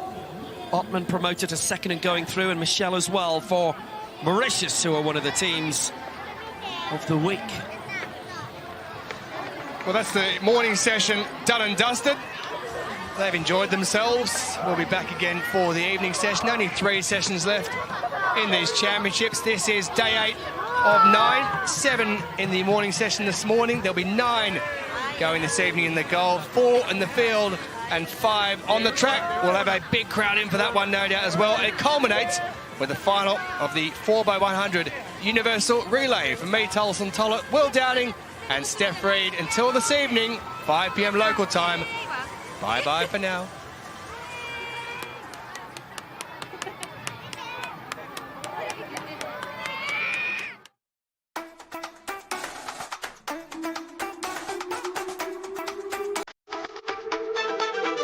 Run it up.